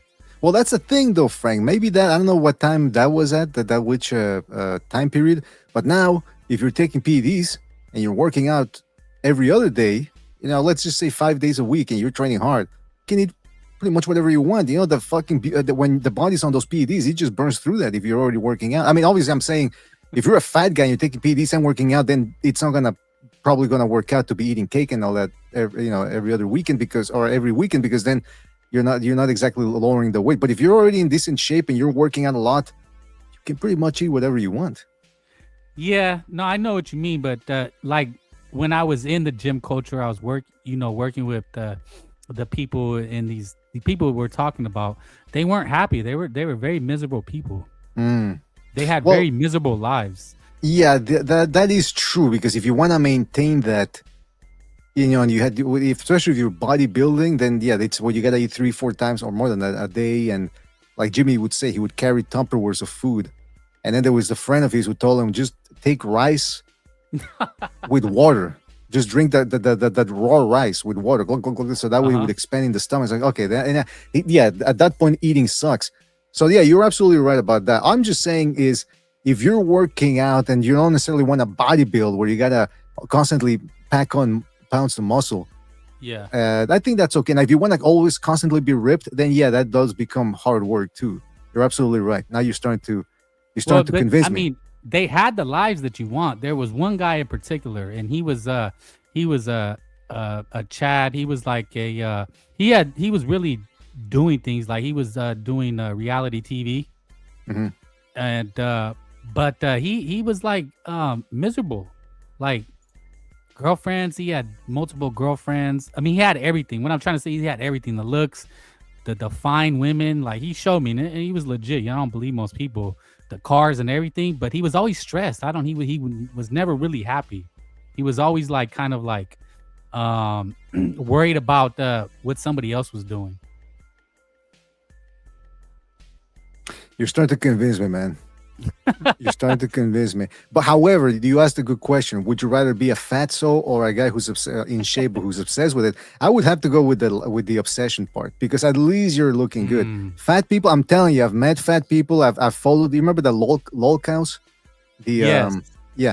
These people are not happy. They know they're fat. I know what you mean. They know they're miserable, and it's harder now to lose all that weight, all that flab. Whereas the other one, at least you're looking good. Yeah, but I guess I just mean fat, happy, because they're not competing. Like, to me, competition is where some people thrive in it and some people are miserable. But like fat people, they're not competing. They're not competing with keeping up with the Joneses. Like, they don't care anymore. You never heard that? People tell you, like, the secret to life is not caring what other people think. Mm-hmm. And I just get that impression, like, at least they're happy. They're doing what they want to do. I don't know, but that's the thing. But see, you're injecting that while they're happy into the equation. How do you? I mean, maybe there's people that are obsessed with bodybuilding and they are happy. Yeah, no, I know what you mean. I guess I'm just saying they're not. Obsession seems more miserable than just being complacent. Yeah, maybe. Either way, yeah, I would just say, man, don't get. Joe Rogan always says, and he started that whole thing on the red pill thing, where like, get obsessed about something. It's like, wait, that's a wrong word. Obsession. Should just passionate, I think, would be a better term. I mean, I think you could do both. You could just be goal orientated. You just have goals. You have to be obsessed with anything. Obsession leads to being miserable. I mean, again, this is all my opinion. We're having a conversation, and obsession is good if you want to achieve something. It's true, but I don't think you should be consumed with it where it makes you actually miserable. Like I was saying, like doing the boxing thing. Like, let's say I blew up, right? I just went viral. I wouldn't want to do it as a job or a career. I think I'd be miserable. Plan your work your plan. That's a good point. As for that blowing up thing, I've heard you talk about that, and one thing is, do you think that that's what essentially happened if you ever got big? That, well, now you have to look at ways to maintain and retain the audience, and that would probably lead you to do crazier and crazier things, gimmicks, in other words. It's the maintaining, and I'll tell you, because when my dad was in gym culture, bro, and they had maintaining, he had to maintain the perfect car. He had to maintain his gear, so that means buying new shirts every week. The car had to be clean, because it was like a crew, a crew of gym bros, and it was just maintaining, perfect teeth. Like, it's sick. It's a sickness.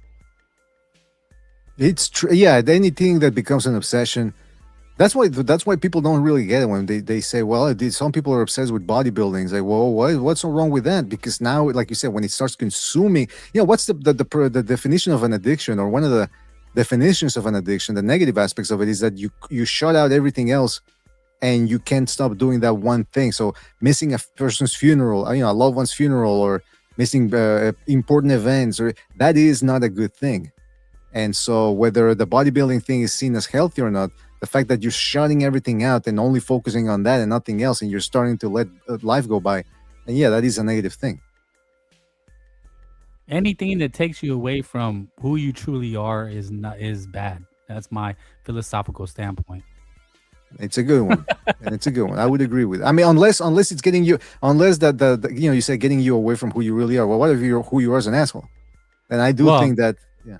No, then the bro culture would suit you, because I have friends like that are kind of assholes. Then they're good friends, they're obsessed with their business and always maintaining their business. But I don't know. They're not bad people to me. Like, that's just who they are. Yeah, I mean, at the end of the day, I think you like you said, you use the word maintain. I use the word regulate. Just regulate. Keep moving. Don't be like a shark. You always got to keep moving. You already got to stay on the prowl. It's like I saw some people were saying like, oh, now that the World Cup's over, I don't know, like they feel listless, they don't know what to do. And I'm thinking, I used to feel that way when I was younger. A big event would happen, and then it was almost like you build it up so much that once it's over, you're left feeling a little empty. I'm thinking that's not how you should act in life. You should always think about the next things. Like, all right, we got that. Now we move on to something else. That's life. That's a great point, because when we do this boxing thing, I was like, man, you know what? The buildup really is everything. The buildup to the event, how we talk about it, and we share the pictures or the media. It's all about the buildup, because the event itself is really always a letdown. Like Canelo Crawford was a letdown. Yeah, most of the time. Yeah, I mean, what really lives up to the hype in life? Is there anything that truly lives up to the hype that we build it up to? Jaron Ennis versus Zayas, we tried to build it up. That wasn't nowhere near the level of mainstream hypeness, popularity. Yeah, that like a Crawford Canelo or even a Crawford Spence. But we tried to do it, right? We tried to do it, and then it happened, and people were like, "Oh my God, it was such a great fight." And I'm thinking, well, it wasn't that great either. So it's almost like that. There is a hint of desperation from boxing fans sometimes, like, "Oh, this fight, like Dubois versus what's his name, Wardley too. What a great fight." Okay, it wasn't that good. But it's truly the buildup, the 24/7s, the face-offs, the weigh-in, all the storylines, whatever storyline we can get. It's truly about the buildup. And then, after the climax, you're like, you get clarity with the post-nut clarity. There is some of that. You're right. There is, Buchos told me that too, about how some of these events are so hyped up, and they do the 24/7s and the narratives that people are talking about, like, oh, this guy didn't make weight, or he's not making weight, and then he ends up making weight, and then the fight happens, and then you're left thinking, well, all of that was, I mean, if you really want to get down to it, what was all that for? It lets you know that that's the point of life. You live in the moment. So in the build-up, you're living in the moment. Then the fight's over. You live the moment. Hopefully, you try to enjoy it, and then that's it. You got to move on to the next moment. But it's just anticlimactic. That's what he said. Yes, anticlimactic. Climatic. Well, there's the cleanup. You still gotta, clean up the mess. I mean, this is your show, but I'm just saying. Well, well, no, I relate everything to life, literally to like relationships. Sometimes that's like one of my go-tos. Like, boxing is a metaphor for life, and then you can relate a lot of the metaphors to like women and dating. Go ahead. What were you gonna say? You did bring a full circle, because we were talking about the dick pills, and then we finished, no pun intended, with the anticlimactic, ruined nights type of thing with boxing, where it never really lives up to the hype. Well, but then there's the post, right? You still do the post fight, and then it's like, okay, let's sum it up. Let's like the figure cigarette it out. Yeah, there you go. That's right. The cigarette is the post fight. Then it's like, what next, right? Then you're back to like, what next? You're on the prowl again for the next, That's the thing. Yes, the prowl. I always think that this lay is gonna what do you call it? Satiate me. Mm-hmm. And I'm gonna be a good guy. Yeah. I'm gonna be a good guy. I'm not gonna look anymore. And then I'm back on the prowl, and I'm like, dang, Frank, what is wrong with you? Well, that's human nature. We go and the body, the brain goes back to its baseline level, and then you gotta look for Hunting. the next spike. It's true. Yeah, That's but how it works. well, and then it goes to the buildup. Right. Then it's the buildup again, right? Like the next hello, the next hi, how you doing? You know, That I hate to. That's what sometimes I try not to jump on because then I know we're gonna hijack, or I'm gonna hijack the conversation and take it away from boxing. So if we could just point out one thing about the Spence Zoo fight, yeah, because I see you got it on the thing there on the screen. Errol Spence's skullduggery is operating at peak levels, ghosting Zoo during the obligations, where we talked about that, right? That Spence feels that he's been disrespected, and that's why he has nothing to do with Zoo. The thing I had heard about, but I hadn't seen it, and I'm looking at it now, is the rat tail. He's got that rat tail thing, kind of like Tim Ugh, Zoo and Costa yeah. Zoo.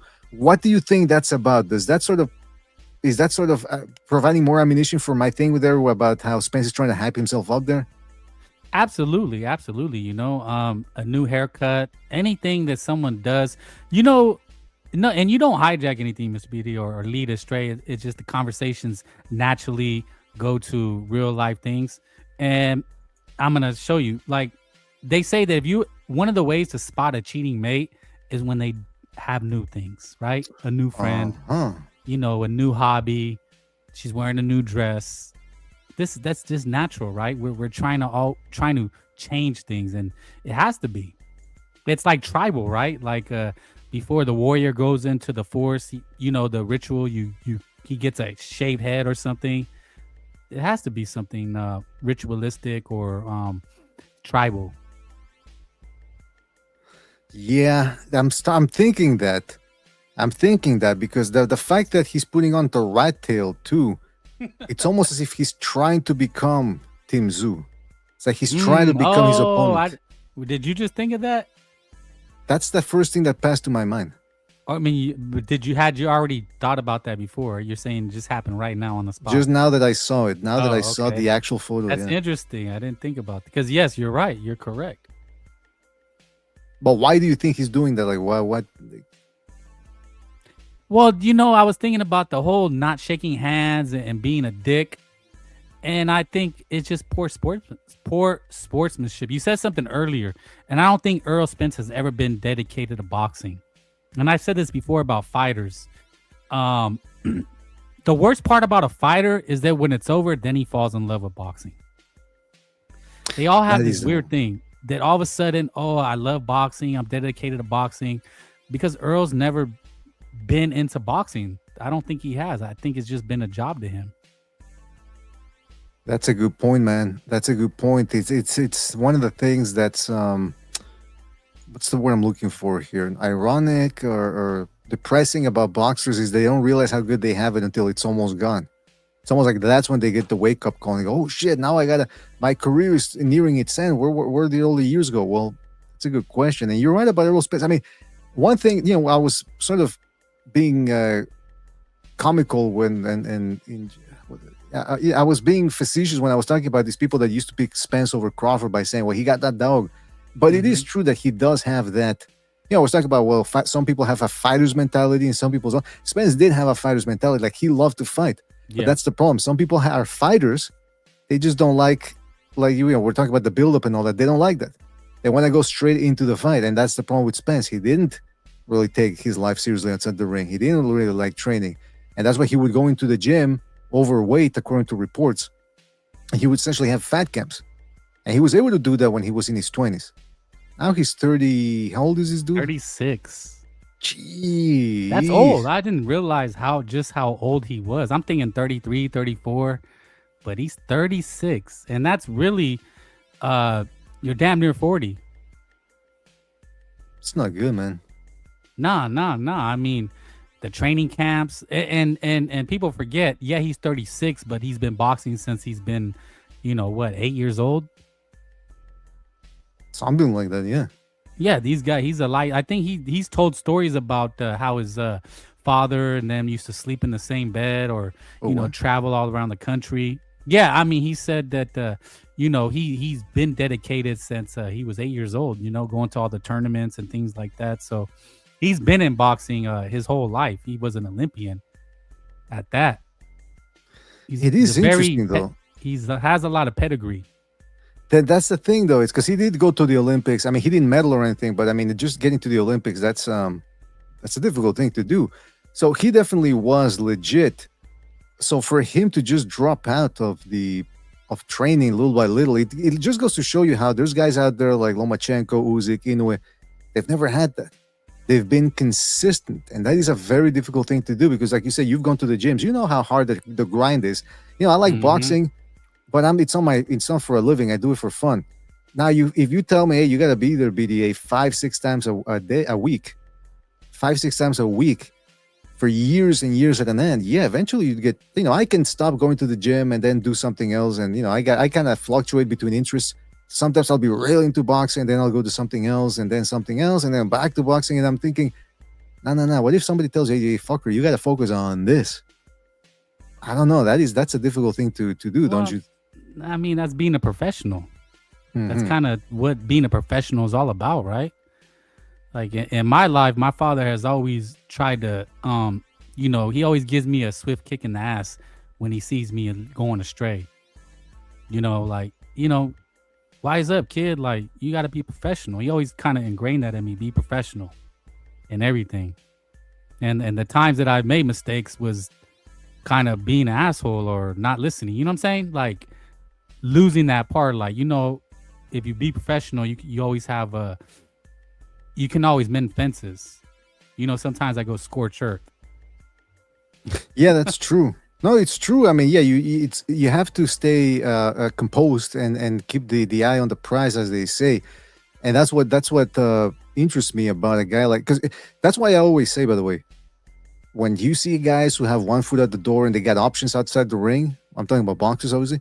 That's when you know, oh boy, this probably ain't gonna be good. They have to be desperate. Boxing has to be the only escape avenue, because otherwise they're not fully into it. Like for me, I mean, I couldn't be a boxer because I got too many other stuff. You Too know, many like bitches. no, too many. Well, I'm talking from an interest perspective. Like I wouldn't even want to be an amateur boxer, high level amateur boxer, because I wouldn't really be all that interested in becoming a good amateur boxer. It's not my life. That's the thing. Like you were saying, obsessions. It has to become your obsession to be a champ, to be a boxer, to be this, and that goes with anything. But these dudes. Some of them, like Errol Spence, do you think it's also, that's the big thing there? Is it fear too? Is it fear that they thinking, well, fuck, if I really try and I fail, then that means I wasn't good enough. So let me just subconsciously, they're lackadaisical in training. That way they can always have an excuse. Well, you know, it's like Andy Ruiz and Ryan Garcia. It's like, well, when I'm focused, well, fucker, why weren't you focused? You know what? That's a great topic, because I've been around fighters. And they are like that. They're around the gym all the time because they want to believe that they can just turn it on. They're weird like that. They believe they can just it's a switch that they can turn on. And but when we see them come in the gym, we're talking shit about them because, like, oh, this fucker. You know, the trainers will talk shit about their fighter. Like, man, this motherfucker missed Tuesday. He thinks he can just show up Wednesday and he's good. So would you say the Spence, would you characterize him as lazy? No, not lazy. Just this weird belief, like it's a switch. I can turn it on and off anytime.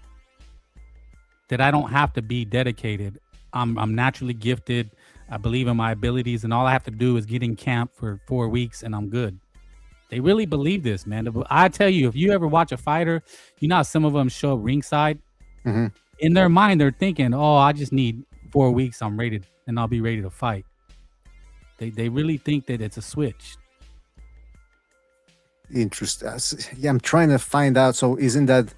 Because I'm trying to connect that and say, well, isn't that laziness to believe? Oh, I don't have to work this hard, because once if I just do half of the work, it's like 100% compared to somebody.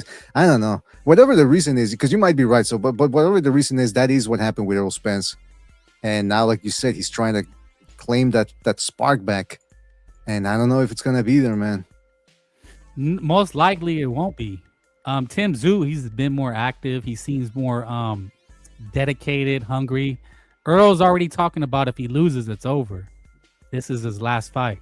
So I don't think he obviously doesn't have much longer. He knows it, but maybe he really does need the money. I mean, I think maybe that's how he thinks. Like, if he doesn't fight, he's losing out on money. Like, why wouldn't he fight? It's easy money for him. Win or lose, it's easy money, and I think he would feel bad not taking the fight. That's an interesting perspective there. That's the thing that brings me back to the thing. Didn't he say that too? By the way, he says, "Oh, he doesn't know. He doesn't know if he's gonna keep fighting after this one." I thought I seen somewhere that he said that if he loses, it's for sure over. Oh, okay. That's what he said. He for sure. Here he is on the ranch. Errol Spence has a message for Tim Tszyu fans.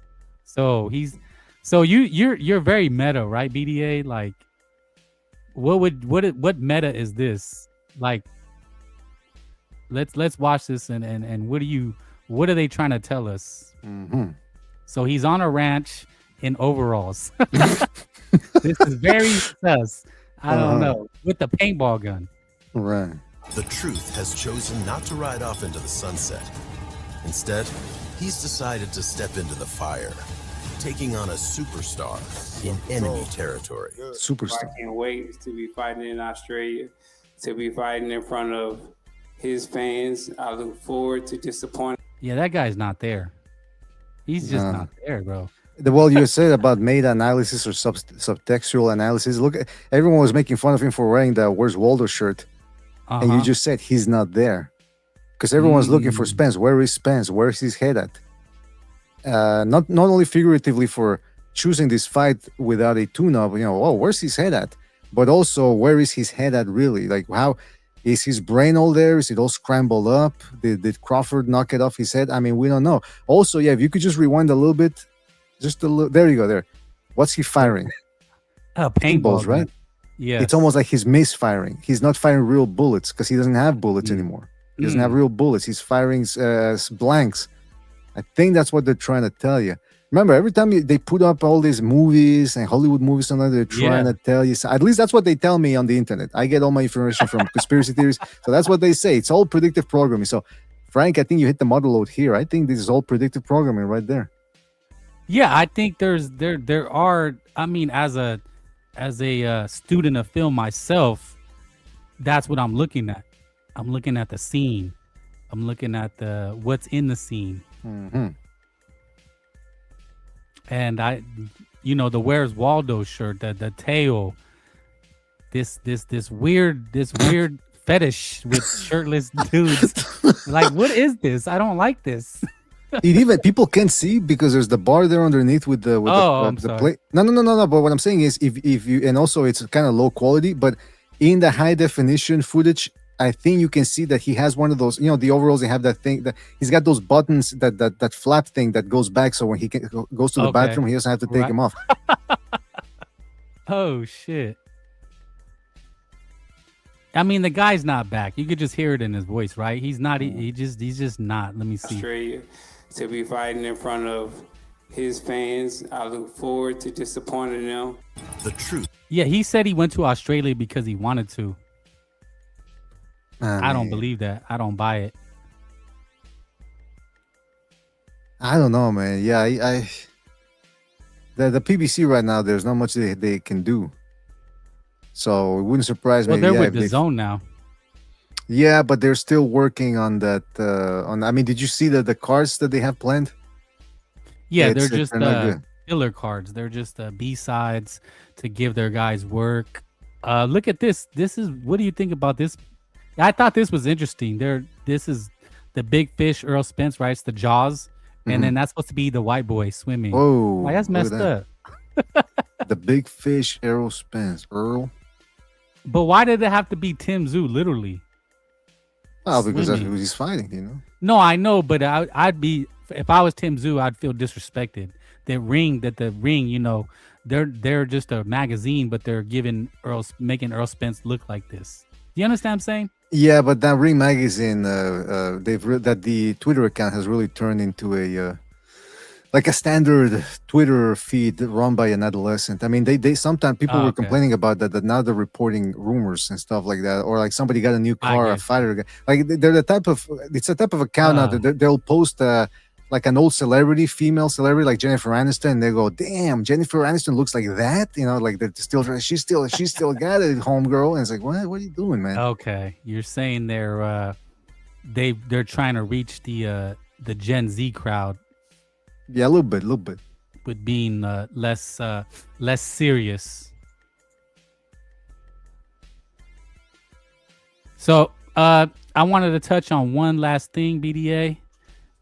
Did you hear about the Devin Haney news? The landmark, the zone deal.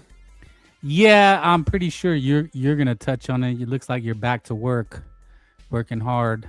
But I wanted to talk about it today, and just get some quick thoughts. I think I posted it in the Discord. Here it is. Max Kellerman and Tim Bradley disagree on the boxing rule. I don't know which one is that. I had it down. Okay, but my initial thing is, okay, Devin Haney's getting all this praise, right? Mm-hmm. For signing this deal. It says like he will face Keyshawn. He's getting a lot of glaze for this deal, but it's like, isn't this a regular thing? Like, why is he getting so much hype for doing what fighters used to do? De La Hoya fought everybody.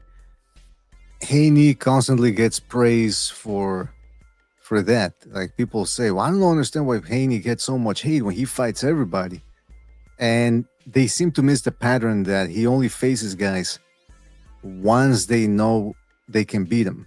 And some people could say, well, doesn't that go for every fighter? Every fighter fights the opponent because they believe they can beat him. But there's a misunderstanding here.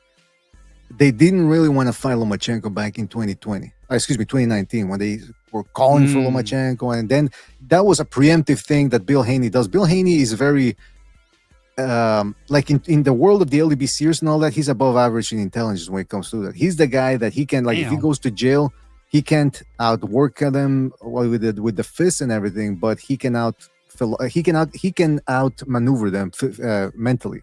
He knows how to. He's probably the guy in high school who used to get people to fight each other just so he could sit back and laugh and look at how I instigated this. So he's very good at playing with the narrative. So that's what they did with Haney and Lomachenko. And the proof of that is that they're not stupid. They know that they when they can and can't beat somebody. They really think that a 21-year-old version of Haney could beat Lomachenko. Look at what happened when they did fight 4 years later. Lomachenko beat him. Not on the scorecards, mind you, but in the ring. Haney knows what's up. So how do you people think that they would have looked had a green 21-year-old Haney, whose best opponent at the time was Alfredo Santiago? How do they think they would have done against a younger Vasyl Lomachenko? So that was all a bunch of fluff. Same thing when they finally fought Lomachenko, they took him on because they say, okay, now he's older. He looked like crap against Jermaine Ortiz. Before that, he'd lost to Teofimo Lopez, so they saw some weaknesses there that they thought they could exploit. Same thing against Regis Prograis. They only fought Prograis once he looked like crap against Zorrilla. They only took on Garcia after Tank Davis showed that you could stop him. And they thought he was a cherry pick. And that's also indicated in the build-up to the Garcia fight, where they kept saying, oh, he hasn't improved since the amateur days.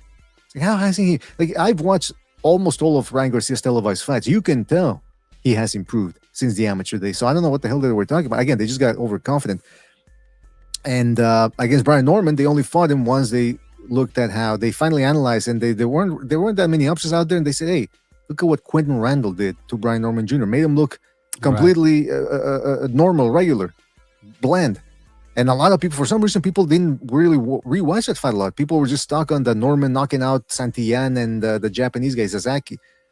Now they're taking on Keyshawn Davis, and it should really make you think, whoa, why are they suddenly fighting Keyshawn Davis? They've called out all the guys on Twitter, but Keyshawn, the red flag was when they actually approached Keyshawn Davis in person. They don't do that with everybody. Now, some people are going to say, BDA, it sounds like you're just setting up this to discredit the Haneys. No, I gave him a modicum of credit. It's never either or with me. Like, well, either you give Haney credit or you don't. No, I give him a modicum of credit for the things he does, but I don't go overboard and glaze him like other people do. It's just a fact. It's a fact. Maybe I can't prove it beyond a definitive doubt, but I think I've laid out enough evidence to show you whenever they talk about a guy in a one way, and that's the guy they end up fighting, but they won't touch on other guys. They won't fight other. They've been skirting around Shakur Stevenson, and they never fought him. They didn't want to fight Lomachenko early on, but they pretended like they did. But then, they could have challenged Lomachenko, by the way. When Lomachenko took the franchise belt or whatever, that was the big issue. Yeah. They could have made him an offer still. They didn't. And I think the WBC, I forgot what it was. They had actually offered him something. And Haney said, no, we'll take the WBC email belt. They didn't really want to fight Lomachenko. So the history is there. Now, if you're a Keyshawn Davis fan, you should be worried because, again, there's that pattern of the Haney's only fight somebody once they've seen enough weaknesses. And I think with Keyshawn Davis, they watched those 24 rounds that Keyshawn Davis had against Nahir Albright, and they're thinking, yep, we can probably catch this dude. We can, because what happened in those Albright fights, Frank? Clinching, a lot of clinching from Albright, some good jabs from Albright, and they're thinking, well, we're better than Albright. We're bigger than him. We can jab him and clinch him, jab him and clinch him, right hand clinch him, which is illegal, by the way. Because imagine you and I fight in a boxing match, and I keep grabbing your arms. I'm preventing you from hitting me. And then at the end of the fight, I go, oh, he didn't hit me at all. Yeah, because I kept clinching you. That's not, the clinching is illegal. It's in the rules. So all of this, I'm saying, a long story short is, I think the Haneys know exactly what they're doing. And one final thing, though, if you're a Keyshawn Davis fan, don't despair because Keyshawn Davis is still young. He can probably improve, and this could prove to be a miscalculation from the Haneys. This guy might have looked bad against Albright, but he might have also learned something after 25 rounds against Albright. Also, even though he looked bad against Albright, he almost had him hurt in the 12th. He did start wearing him down there somewhat. So, and that's the other thing. Keyshawn Davis ain't no little guy. He looks huge, even though he's coming up in weight. Look at how he looked against the Los Santos when they faced off. The Los Santos ain't no little lightweight either, and he looked like a featherweight compared to Keyshawn Davis. So there is some hope there, Frank. There is some hope.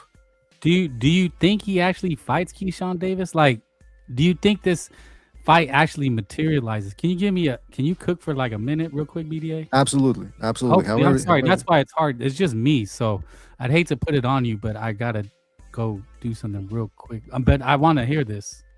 That's all right. So it's a two-parter. Okay. Does he actually fight Keyshawn Davis? Because what they're saying is he'll have to take 25%. So there's a lot of tests going on. Okay. And is this a DAZN, a boxing establishment thing? Like, because I mentioned it. Didn't I tag you? Remember you did that episode about action. They want action. Now all of a sudden they're giving the biggest bag to Shakur Stevenson, and the biggest bag, DAZN is giving the biggest bag to Devin Haney. And it looks like they're trying one last ditch effort to give us one of these guys is going to be the Floyd Mayweather, right? There can only be one. So what's going on with this? And you see how much credit they're getting for doing normal stuff. So it's kind of a two-parter. Is there something bigger going on with them trying to make one of these guys the guy? And with the first one, will Keyshawn Davis actually happen? And is there more going on with these guys being propped up with the machine? Hopefully I'm making sense to you. Oh yeah, I understood. Because you did that episode about action. So go ahead and flambe or cook real quick. I'll be right back. Fantastic. Yeah, is boxing healing. That was the name of the podcast, because you had Bam Rodriguez, Jaron Ennis, David Benavidez this year actually Bam was late last year, but they delivered these scintillating performances that left people going, whoa, did you see what they did? The stoppages, there's nothing like a stoppage. People can pretend all they want about the decisions and it's sweet science. And somebody just posted on the Discord the old George Foreman quote where he said, boxing is like jazz. The better it is, the less people understand it. And that is a very pretentious quote, a very pretentious perspective, because there's that free-form jazz or whatever. Nobody likes that shit. Nobody really likes it. It's like, okay, that's just disjointed all over the place. Nobody really sits down and says, wow, that is aesthetically pleasing. But to Frank's first question was, is this actual fight actually happening? It's understandable that Frank's a little skeptical, because like I said, the Haneys, they're known, renowned, and infamous for pulling out these weird moves where they say, well, we want to fight this guy. Bill Haney comes along every other podcast that will have his ass, and we did what you actually want. Let me ask you something. Like, you're the guest, you want to ask questions? What the fuck? So they've known to pull out the fights or swerve, or the way that the Haneys usually swerve is by claiming that the other guy didn't want the fight. Like I said, the Lomachenko thing. Well, he didn't want it. It's like, what? They didn't want to fight a 21-year-old Devin Haney? And why should he fight a 21-year-old Devin Haney? That's the main point. Guy had done nothing at the time. He ended up couldn't knock out Yuriorkis Gamboa. And when he finally took on little older, smaller Lomachenko, couldn't even do it. He hit him with some body shots. Lomachenko kept walking through them. So that's the way that Haney's operates. So I understand Frank's point of view and asking the question of, well, is this fight actually going to happen? I would hope so, because it's a good fight. And look, boxing is boxing. Liam Power is not a bomb. Lewis Crockett, they're not necessarily, they're not bombs. But at this point, I don't think anybody's interested in watching Devin Haney against those guys. The fights that the fans are demanding is, look, Devin Haney, you either fight Keyshawn Davis, you fight Shakur Stevenson, or you move up to 154, because we know 147, you're probably still struggling to make that weight, and you fight somebody that we want to see you fight against, a top name. Lewis Crocker, Liam Paro. I'm sorry for those guys are good, but it's nothing that gets you going like, ooh, I mean, what's going to happen in this one? Haney versus Keyshawn Davis, it does make you ask those questions. Because one guy is a big puncher in Keyshawn Davis with a lot of speed. The other guy has a lot of speed and a lot of dirty tricks up his bag. A lot of venturing into the realm of the dark arts. That's what Devin Haney is renowned for. Now, why would the Haney suddenly not want that fight? I mean, I don't know. Again, we're just speculating based off of Frank's question of does this fight actually happen? The fact that Haney signed a deal with DAZN. Now, mind you, DAZN is doing something here. The same thing they did with Teofimo Lopez. We talked about that over at our show. They signed a deal with Teofimo Lopez and directly with Lopez's company, with his promotional entity, because Lopez has some sort of LLC or whatever. Top Rank is no longer involved with Lopez. And Haney, the same thing. He's a free agent. He's got his man down. No, what's his Devin Haney Promotions, DHP? That's the one he has. And they don't really do anything of consequence. They don't really put up the money to hold these events. And so that's the company that DAZN is dealing with directly. So with the Lopez situation, it's going to give the Haneys a little bit more room and flexibility to negotiate the fight. That being said, DAZN, I think, they're at a point where they're no longer they've consolidated all these promotional entities within their umbrella. And I think now they know is the time to act, especially with Zuffa breathing down their necks. I don't think they can afford to put on mismatches. Now, some people are going to say, well, BDA, look at the schedule for DAZN now. We got some real mismatches. I mean, just some of the PBC fights on DAZN, they stink. I think that, and I've been saying this for a while now, I think that's because we're already down the middle of the year and they already have a budget allocated. They can't just all of a sudden start pumping more money into it. I don't know, maybe I'm wrong, but usually that's the way things work. So what I'm thinking is they're waiting for 2027 to start, and then they're going to start afresh, and that's where we're going to start seeing more fights.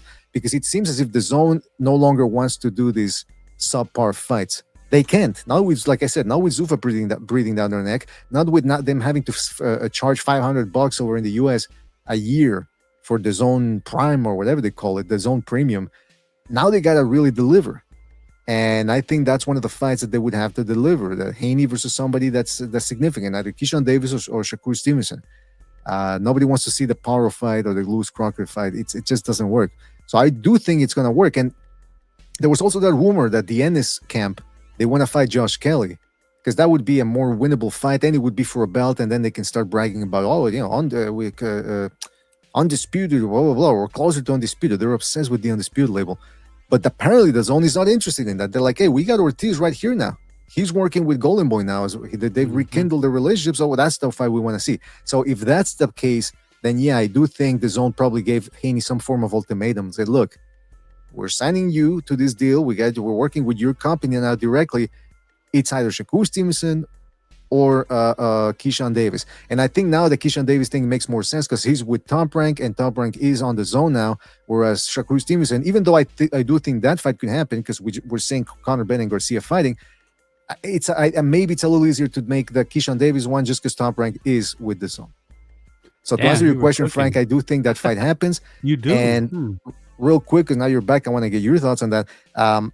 Them signing, Zuffa signing Shakur Stevenson, who's an ass fighter, and them signing Haney, I think that's just because they want to get everybody under their umbrella. Hopefully it's not. Okay. They're not still stuck with the ass obsession with the ass, and hopefully they'll start pumping in more resources to guys that actually matter, like Jaron Ennis, Benavides, whatchamacallit. And now, by the way, DAZN, Benavides is not with DAZN, but hopefully they start making a move to get him, because remember, I think Benavides' deal with PBC or whoever is working with the PBC, Samson Lucas, whatever, I think it's about to be over. I think it's one fight. So someone's going to try to pick him up, whether it's Zuffa or PBC or DAZN. Wow. You were cooking. Thank you. I appreciate it. It's tough when if you're just solo and you gotta do something. I heard what you were saying, but my question to you is, okay, from the DAZN standpoint, but wouldn't that mean the DAZN would have to kick in some extra funds to get Keyshawn? Because I don't think they. I think that's doing that 25% with the purse bid or something like that, because that's a chess move, right? Instead of making Keyshawn Davis an offer, they take it to purse bid, make him take 25%. Well, basically, if he wants the shot, he has to take 25%. Because remember they did that to Shakur Stevenson, and Shakur Stevenson said no. So I'm wondering if that gives Keyshawn Davis an out, that he's like, no, I'm not gonna do it for no 25%, and it gives Keyshawn Davis an opportunity to get out of the fight and not look bad. Yeah, you know what? That's an excellent point, Frank. Because isn't that what? Yeah, you're right, and that's what they might be. Because that's what I was saying. That they usually the modus operandi for the Haneys is when they don't really want to fight, they'll lowball you, and then the guy doesn't take it, and they go, "Oh, well, you see, we wanted to make it happen. They didn't." I don't know, man. If they go to purse bid or something, or maybe the DAZN throws in a couple of little, because again, the Keyshawn Davis is with Top Rank, and Top Rank is with the DAZN now, so maybe the DAZN will work it out. Again, there's not a lot of options for Haney, man. The rumor was a year ago that he wanted these smaller fights for a shit ton of money that wasn't commensurate with the value of the actual fight, and that's why he hasn't fought. Think about it, Frank. He hasn't fought since November. Benavidez has fought since November. Brian Norman Jr. has fought since November. Brian Rodriguez has fought since November. This fucker's the only one who's still inactive because they're shopping around for the. He's the classic ass fighter 2.0 2026. 21st century. They want one fight per year, and they want a shitload of money so that they can just stay around for a year and do nothing. But he's not that big a star. So something, yeah, you're right though. With this 20, that could potentially be a cop out because he must know he's not that big a star to be commanding 75% of the Haney. Oh, Haney. Yeah, no, I mean it works out for both guys, right? Like, I don't know, just the way you asked me for the angles, and I just I'm very trepid that Haney and Keyshawn Davis fight. Just using my my analytical mind, right? I'm just highly doubtful because it's like the media is really trying to hype it, like, oh my god, you see, Devin Haney wants all the smoke. He just signed a deal. He's gonna fight Keyshawn, and I'm like, this whole purse bid or the 25%, that's gonna be a major obstacle. And I see it as an opportunity for Haney to get out of it, like you said, with Bill Haney and his pimp talk, being able to say, see, they turned it down. And then Keyshawn will be able to say, well, you lowball me. And then he can go another direction. That's just how I look and see when these things happen with these guys. It's very possible. It's highly possible. But then that begs the question, where would the Haneys go from there? Maybe, Teofimo. I would say Teofimo. I think that's the logical fight of why Devin Haney's getting the bag, because they want Teofimo and Haney. But that would be too soon. But yeah, I mean, you're probably more on the money with that the DAZN really has no option but to give us that fight, because, you know, as I was listening, you made that salient point that they need the big fights, and this is one way to get it. So there really is nobody else. I mean, he's not going to fight Ryan Garcia. Yeah, I don't think. And that's the other thing. I've talked to people, you know, the $500 over there in the US, because they don't have the premium package here, but they're still jacking up the price every year. Every end of the year, I get an email from the DAZN saying, we're going to restructure the money. It's got to be more money. I'm thinking, well, wait a minute. There's people in the Discord who are convincing me that it's okay to steal these fights, to watch them online. And I'm thinking, well, because the argument would be, well, look, if you don't want to pay for this stuff, then don't watch it. Don't pay for it, but then you wouldn't be able to watch it. That's the moral stand that they take. But the stand I would take is, well, wait a minute. The fights aren't getting any better. And now you're asking us to pay more. That's not good business. And again, people could say, well, don't pay for it. But again, that doesn't address the initial question of why are these people jacking up the price so much and the product's not getting any better? It's not improving. You know, if anything, it's getting worse. Because now you got to pay for fucking fights like Joshua versus Pringles. I mean, don't get me wrong. I wouldn't even watch it even if it was free. And people can say, "Oh, BD, that's not true." No, Canelo versus Yildirim, I didn't watch it live. I had this; it was on the zone for free. I didn't watch that shit. Why am I gonna waste my time watching it? And it did indeed stink. So yeah, but you know that comment that King KO, was it King KO that you posted earlier? Yeah, right there. Yeah, he says Devin was a DAZN fighter 7 years ago when he was signed to Matchroom. They lost money with him then. Why does DAZN think they can make money with him now? Frank, that's an interesting contrast here because you know you were on the show when we were talking about Lopez's deal with DAZN. I didn't hear anybody talking about, wow, Lopez is a mastermind. Look, see, he's pointing at his brain there on your avatar. Nobody said that. Like, whoa, he's so Machiavellian. He's so smart. I've seen Twitter posts of people saying, man, this guy knows how to play the games. He's a Corleone. He's this and that. I'm thinking, well, why do they think they didn't announce how much money it's worth for? Remember that the Haneys were lying a while back about $100 million deal? Yeah. So, okay, so if they were so positive and so adamant about letting us know how much money they made, can they actually let us know what how much he's getting paid for this deal? They should, right? I mean, usually if they do, I mean, you'd brag about it, but look, there's the devil's in the details, right? Like it could be a lot for this fight.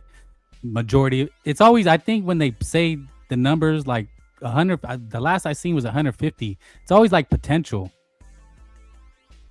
Like potentially could make that much. Exactly, but they like to, the fighters are gonna do that so that they can build themselves up in negotiations. Next time Haney negotiates with Tank, he's like, hey, I got this exclusive deal with DAZN. Okay, how much was it worth for? Well, we can't talk about it, blah, blah, blah. They should, right? Didn't they? That's the thing. Some people were saying that deal with Conor, because I talked about it ad nauseum. Man, I can't believe they're paying 10 mil for Conor Benn. And then I started thinking, well, wait a minute, because people were asking that question on Twitter. It's true. I jumped the gun. How do we know he's getting paid 10 mil? Because they told us so? Is there actually any paperwork validating that? You know what I mean? So it sounds like it's just a flex, essentially. It is. It's a flex. I mean, 10 million in like over 30 years. You never know.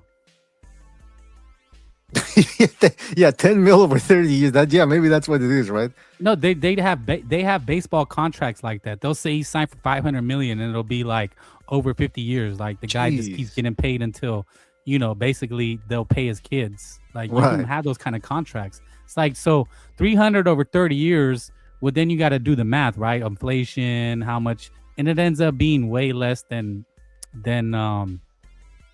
what they're reporting. It's called, what's that called? It's called something accounting. I forget there's a joke about an account. You ever heard that joke about the accountant? Sometimes I forget these things. Yeah, I don't know which specific one you're talking about. Kooky accounting or something like that. Like accountants can make it look any way. Yeah, they can cook the books. Yeah. So yeah, these deals are often inflated and overhyped, and it's maybe 150 potential, but how many T-shirts he sells, right? So you never know. But what I don't like is that they're just calling this like Devin Haney is doing all the smoke. That was the second part of my question is, and if you touched on it with the action thing, I think it is trying to make the next Mayweather, and because Devin Haney is awful. He's awful. He is fucking awful. And I can't stand how the media and everybody on Twitter is calling it next level. And oh my God, he's chasing the smoke and nobody wants to fight him because he signed the deal and wants to fight Keyshawn, who's his #1 mandatory. Yeah, it's a good point. I mean, he's fighting a 15-0 guy who didn't look all that great in his last fight. And somehow he's like, my God, he's fighting that dude. I mean, it's right. I will say, though, Shakur Stevenson doesn't want to fight Keyshawn Davis. So we'll give Devin Haney some credit. But like you're saying, the point is not whether he gets credit or not. The point is when they're overblowing it. My God, I mean, this dude don't nobody. He took 7-8 months to deliberate who's he's gonna fight. Yeah, he's picking and choosing. Don't get it twisted. A guy who wants all the smoke, Frank, is a guy who 3 months after his last fight, he's already got another fight. This dude waited 8 months to go around there saying who I was out there.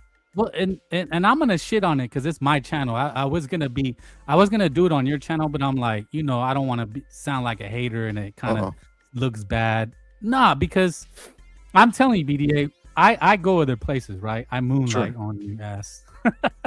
You don't pay enough.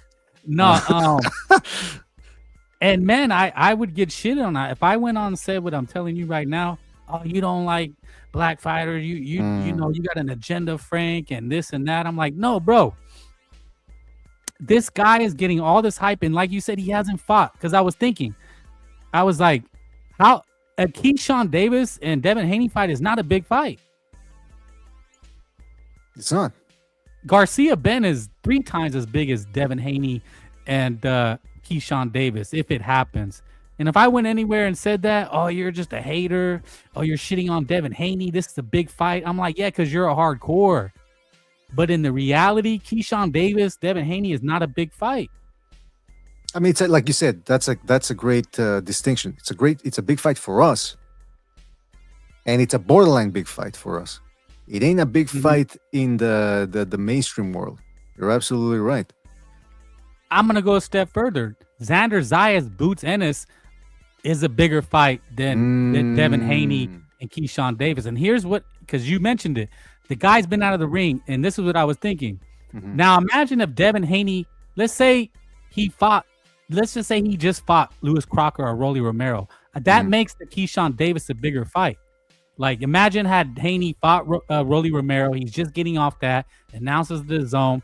I'm going to fight Keyshawn. And imagine if Keyshawn Davis had a bigger fight. Then it's a bigger fight. But, like, it's not a big fight. Devin Haney hasn't been in the ring. Keyshawn Davis, 15 fights, just going to 140. It's not a big fight. But, we're getting gaslighted. That's the new thing, right? That's what it is. I feel like we're being gaslighted as boxing fans, that we have to like glaze these guys because they're, oh my God, look what he's doing. Frank, I have to make one distinction because I already know what people are going to attack you over. They're going to, when they may sell out at the venue that they hold it in or come close to, because sometimes they'll tell you it's sold out, but yeah, how much did they paper it? And that's how they. Oh, you're talking about the Zayas Ron Ennis? No. I'm talking about okay. Thank you for reminding me. Yeah, I should point out it's the Keyshawn Davis, Devin Haney. Like, if they fill it up, they'll say we're at maximum capacity, but that doesn't necessarily mean they sold out to maximum capacity. You get where I'm going with this? Like, they pay right.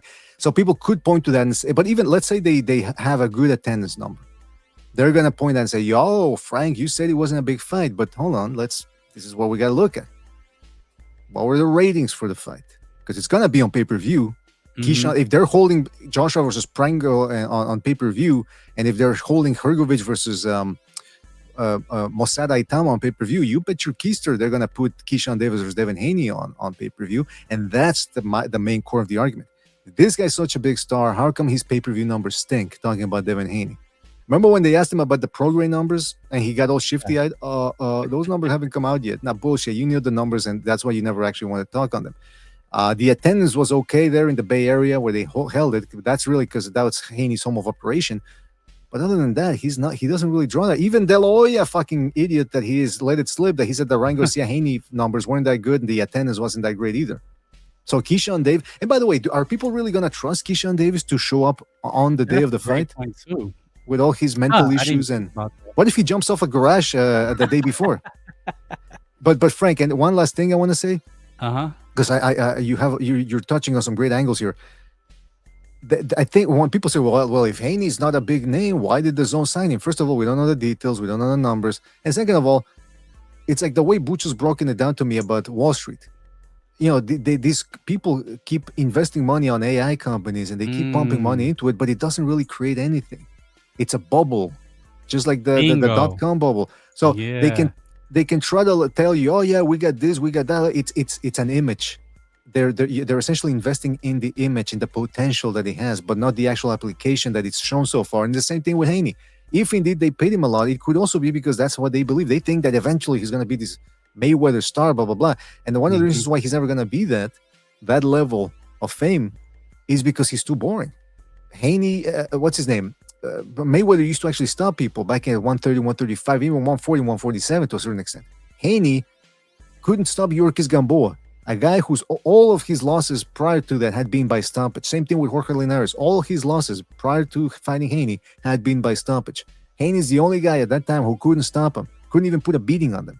So that dude, the jab and clinch type thing, it ain't gonna work. Look at how distasteful people found it when Jake Paul fought Joshua. He was running around the ring, falling onto Joshua's crotch, trying to clinch him. People were disgusted by that. You think the mainstream public's gonna enjoy watching Devin Haney, aka John Ruiz?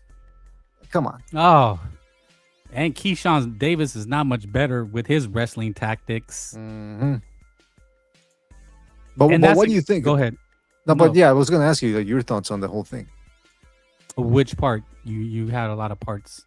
Well, for example, this whole because you were saying that Devin Haney is not a big star, and I just offered try to really finesse the argument about why he's not. Oh, the bubble thing, yeah. That was an excellent point, and I was gonna say that sports teams try to do that, especially in baseball. You have a sucky team, but they'll sign like a Shohei Ohtani, right? They'll sign like one of the biggest players, and the team's still gonna suck. They just need a reason. It makes it look like the team is actually trying to win. But astute fans will be like, yeah, you signed that guy, but you let 3 other good players go. And it's like the team's like, oops, I guess people are onto us. Or they're trying to get a new stadium, so they sign one big player. And it's just a way to hustle and finesse the fans. Like, yeah, I mean, we're not really trying to win. Our farm system still sucks. But hey, we got this great new player. Buy more tickets, buy season tickets. It's something that sports franchises are notorious for doing. There you go. So there's a precedent in other sports about that. But for some reason, boxing, it's one of those sports where people, well, I guess it's like everything else in life. There's a lot of people that just don't question. Wait a minute, why they're telling you this? Why do you believe it? Especially the promoters. I mean, I think it'd be different if it was like a Benavidez, right? If Benavidez got that big bonus, or Benavidez signed for $150 million, I go, okay, I can understand that, because we're talking about that he's a trash fighter. Like, at the end of the day, the hate or what I'm doing, the slander, what I'm putting out into the atmosphere, because I know everything I put out is gonna come back, right? Like, people are gonna call me out on it. It's like, no, at the end of the day, and you were touching on, he's not an entertaining fighter. Like, that's what I'm saying. They're shoving these guys down our throat. The Shakira and the Devin Haney, the Floyd Mayweather 2.0. They're doing the best, but it's not entertaining. You know what, though, Frank? I do think at this point they got him more out of desperation than an actual necessity and desperation, that rather than because they believe that he's going to be the next best thing. I think, and why do I say that? Because if you think about it, they didn't give him, according to the rumors, he wanted those easier fights for a shit ton of money, and the zone said, no, you're not worth that. So if they really thought that he was an ex-Mayweather or whatever, they would have bought him right then and then. But they didn't, because they know this guy's not worth it. Now I think the reason why they grabbed him up is because they're afraid Zuffa will. And maybe the reason the way the zone is thinking is, well, look, we got Top Rank now, we got Golden Boy, we got Matchroom and Queensberry, and now we got Teofimo Lopez, who's no longer associated with Top Rank, but he's got his own thing. Let's get Haney on board too. In other words, I think they're just trying to collect all the figures, all the cards to try, because they're competing with Zuffa. Because again, I go back to my argument. If they really thought that about Haney, they would have snatched him up before, during those 8 months of inactivity. But they didn't. And now they're only snatching him up once they're starting to realize, holy shit, this Zuffa thing is for real. I hear what you're saying. The only clap back I was thinking for you on your point was, you said they're snatching up, they don't really believe that he's the next Mayweather. You said, but they snatched him up because he's available, right? Well, because they snatched him up because now they're seeing that Zuffa is snatching up other fighters, so they want to try to keep as many guys in possible for possible combinations of fights, like Keyshawn Davis versus Teofimo Lopez versus Haney versus Keyshawn. You know what I mean? Yeah. Okay, that's what I was saying. I said, but my clap back on that was, they gave it because there's no other Mayweather. That's what I was saying. Oh, okay, they gave Haney because it's like the last girl at the club. You take her because she's the last girl at the club, not because you want her. So that's what I think it is. They picked up Haney because he's the last one that could possibly be Mayweather. You said, well, if they believed it, they would have snatched him up. I go, no, I think because they don't see anybody else that could fill that role. They're like, well, maybe this guy could do it. Yeah, and that's why I go back to my argument is that we don't know how much they're paying him. It's like, I don't think they have that belief in him anymore as much as they used to, that, he's going to be the next day. He's already, 30? No, he's going to be in his 30s pretty soon, Haney. I think And he's 28. I think him and Lopez are around the same age. right. Right. So I think this is Zuffa. I mean, the zone trying to keep many people away from Zuffa as possible so that they can work easier. Because I mean, think about it. Imagine they don't have Haney. That's one more loss they have in 140, 147 where they can make this combination of fights. The other thing though is when it comes to the Haney thing is, if you know they can, like I said, they can work that combination of Lopez, Haney, blah blah blah. But they should actually start worrying more about, okay, which action fighter, because again, they're going to have to justify the hike in price. The zone is going to have to, they're going to have to justify the hike in price. So I think they should just start putting up more money on entertaining guys. And these niche fighters like Haney and some of these other slicksters, cuties as you call them, that they have in there, put them on the undercard. In other words, if they want to do main events from now on, put Shiraz on the main event, put Emmanuel Navarrete on the main event, even Keyshawn Davis. Because look at what happened with Keyshawn Davis and Ortiz. That was the undercard bout for Shakur Stevens and Teofimo Lopez. Mm-hmm. But which one actually had a satisfying or near satisfying ending? It was Jermaine Ortiz getting knocked out or getting stopped. So that put guys that have a chance of knocking their opponent out in the main event, and put these other slicksters that are going to stink up the joint on the undercard. That way you don't leave people with a bad taste in their mouths. But that's the problem though. Benavidez was talking about, Zuffa, Zuffa, I can make the fights with Zuffa, but he didn't actually badmouth him per se. And I believe that once Benavidez, I mean, it's not that what I believe, it's probably a fact. Once his contract ends or whatever with PBC, that deal ends, Zuffa and the Zone are going to start bidding for him. And that's good for Benavidez because he's going to be able to parlay that into, hey, these guys offer me this, how much you got? The Zone should really try to get that dude. Even though there's not that many fights to make, the possibility is still there that they could work with Opetaya, who's from Zuffa. And even if they don't, well, guess what? They still have Bivol because he's with Matchroom. Same thing with Beterbiev. He's with, I don't think he's still with Top Rank, but they could easily snatch him up if he's a free agent. But if they let him go, how many action guys do they actually have? Bam's an action fighter, but nobody really knows who he is. He's a little guy. He's a little midget. Guy. He looks.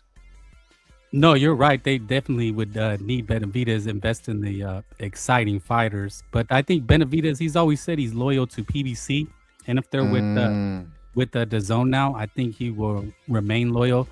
I don't think he would go with Zuffa. But yeah, I mean, there's a shortage of exciting fighters, but those are the ones that need to be signed. But I think there's still the fascination with I don't know. I just feel like boxing still wants the Mayweather, the Shakira, and the Haney. Mm-hmm. That's just my thought. But I seen this. I know you follow Steve Kim. I'm interested to hear what he's saying about this. Do you want to listen? No.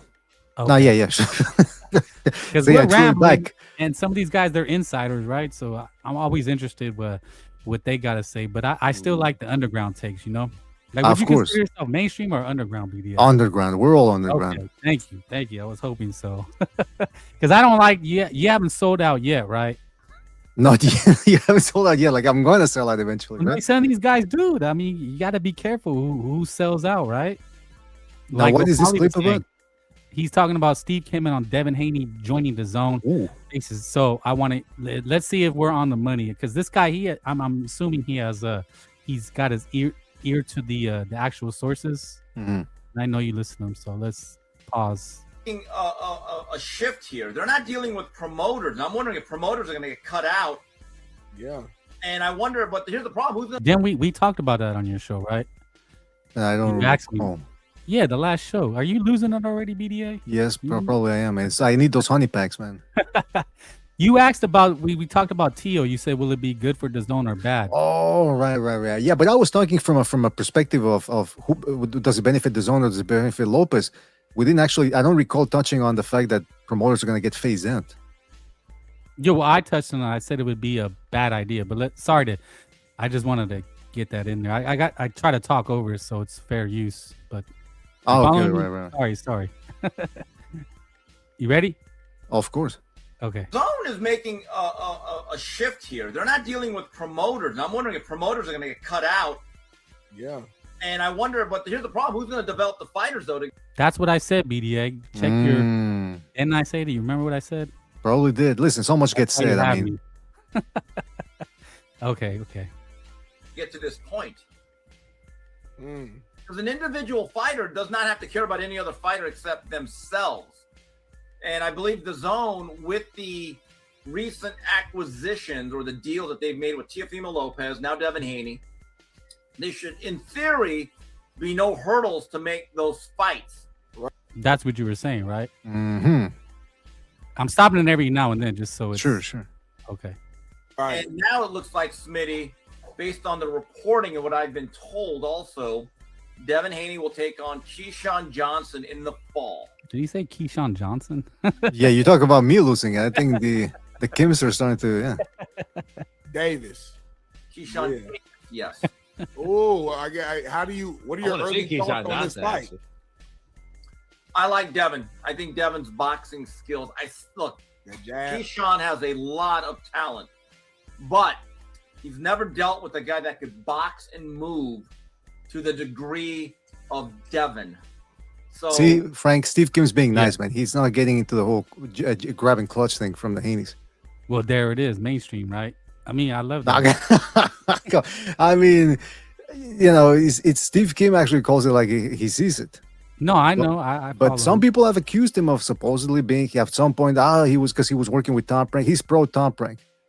Then Well, he we was. all have our biases. I mean, you know. Yeah, but the people should actually try to present the evidence instead of just saying, you know. You get accused, just like I get accused of things. You've told me. Yeah, well, I mean, yeah, that's the thing. And that's why I always ask, okay, what's the evidence? You know, when somebody, right? Okay, that's. I don't know. I was actually surprised they pressed for this mandatory as much as they did. But also, this is another factor.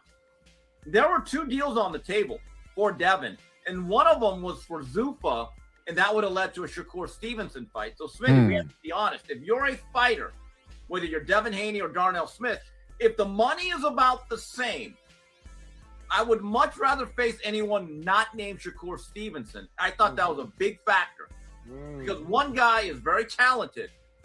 The other guy, Shakur Stevenson, is almost impossible to beat. There is a difference. Okay. See, that's the thing. Well, see, I think if you were to ask Steve Kim, like, elaborate, what do you mean by that? Like, impossible to beat? The way I would characterize it, though, is that he's difficult to beat because even if you beat him, you're not going to be able to beat him up because he's so slippery in there. That's one of the advantages he has. Just look at the De Los Santos fight. If he really wants to sting the joint out that way, he can do it. And if he's still the A side, he's probably going to get the benefit of the doubt. And he touched on that. See that the Zuffa had offered Haney a deal too. I think that goes without saying they were bidding for Haney. The fact that he chose to go with Davis, some people are going to go, oh yeah, well that's because, you know, he's WBO mandatory. But for a lot of fighters of this caliber, when they get offered that much money, they say screw the belt.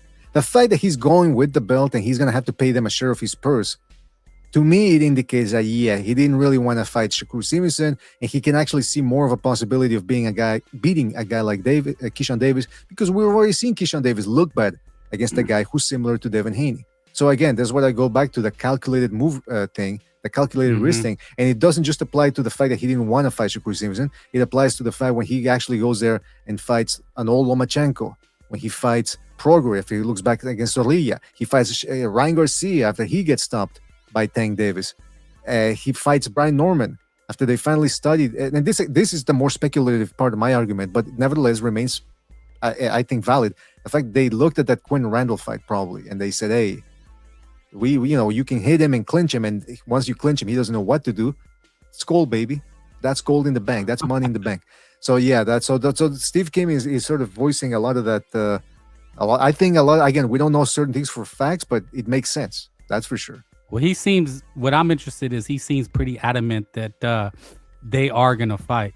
Mm-hmm. I'm skeptical they're going to fight. You seem like you're on board that they're probably going to fight, but I'm still holding a little skepticism. But if he's saying, I mean, what I'm seeing is people are pretty much saying they are going to fight. And well, the reason why I think they're going to fight is because, again, I think the zone right now, they're putting their foot down a little bit more, and they're saying, look, we're charging people $500 for this. We can't do as many mismatches. I'm pretty sure Haney probably wanted to fight Lewis Crocker and Liam Parr and all that. And I think the zone said, no.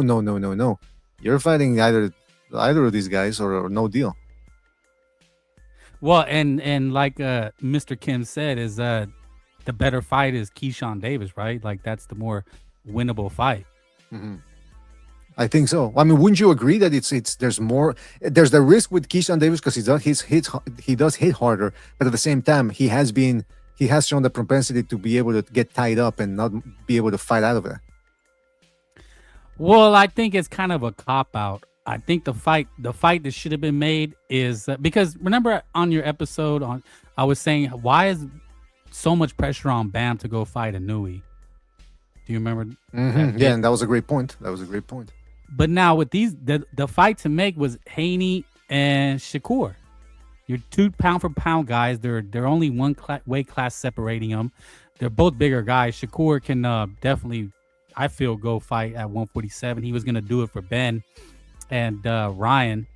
Well, definitely for Benn.